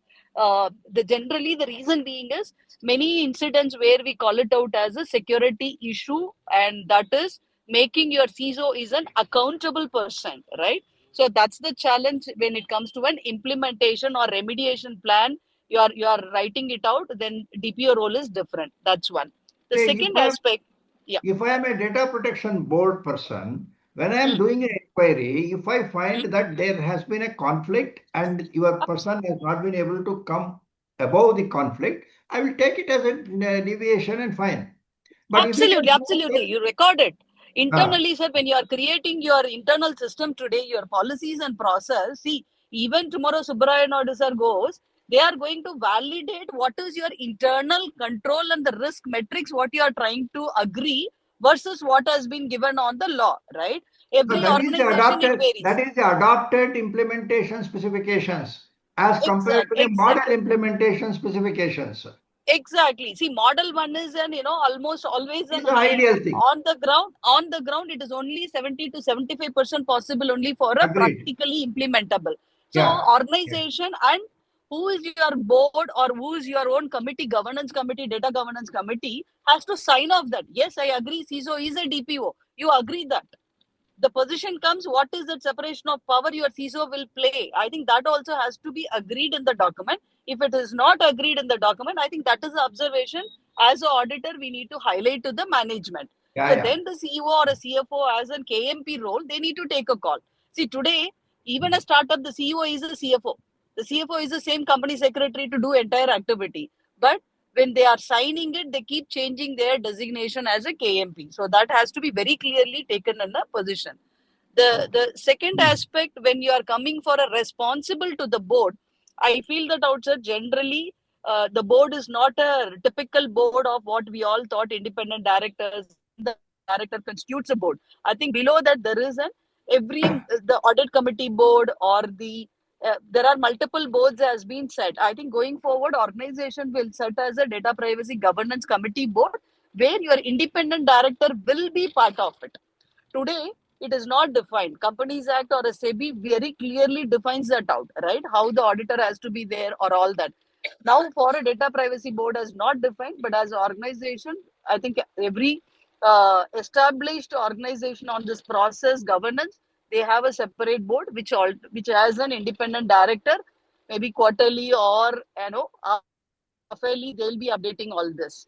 Though it is not a mandate, this is one of the part of an enterprise risk management. We are all already started tracking this.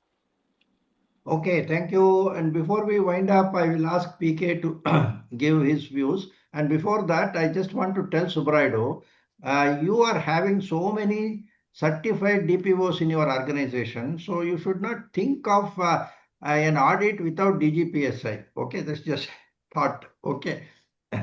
Yeah, yeah.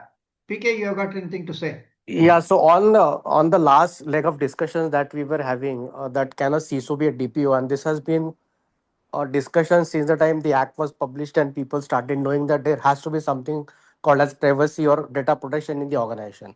Now, having said that, whosoever is in the auditing domain of ISO, they also know that 7.2 requirement of ISO talks about the competence of the CISO or the DPO host or person are deployed for that. So, is there a possibility in Indian companies that a CISO for a small organization also knows data protection or privacy is the domain number one? So, if I am the auditor or data auditor, I'm going to pinpoint them on the competence part. Number two is that, as all of us agree, that a DPO role is more towards the data principles interest. So if he how much time he would be able to devote to data person interest if he's a CISO and caught up in business activities like maintaining the security as well. So that is clear cut going to be a conflict of interest in my opinion. And if I audit to happen a company where a DPO is a CISO, I will look at the framework of the company, maybe a 10-15 people company where practically it's not possible. I would still recommend them that why don't you have an external person who supports your DPO, who is a competent guy, and get hold of 7.2. But what about the time challenges? In a 9-hour duty, do you expect your CISO to work for towards security, or do you want your DPO towards work towards the privacy or the data protection part of it?